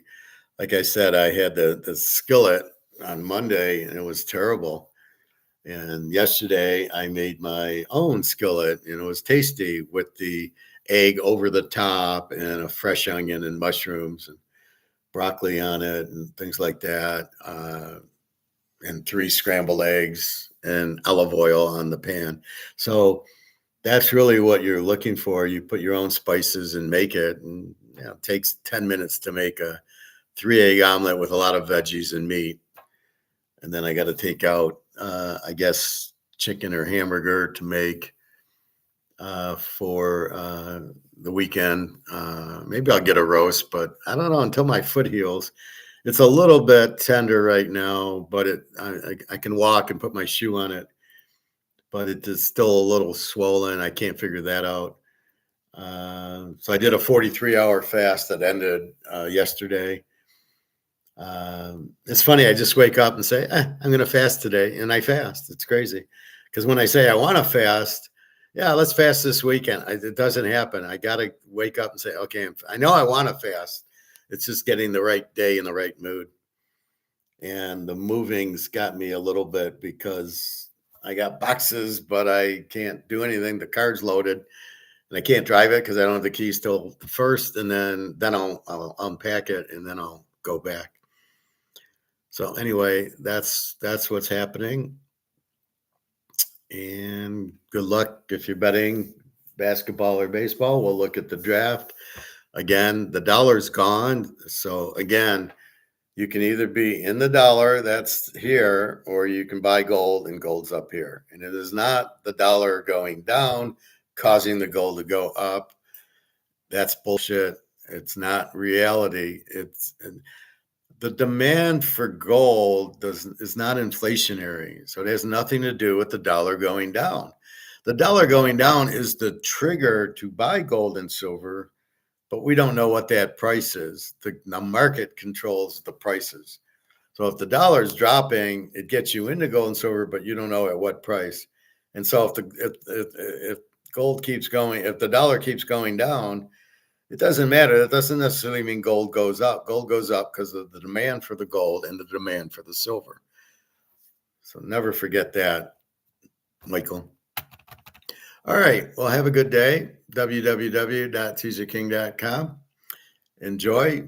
The gold and silver will we expect it to rise.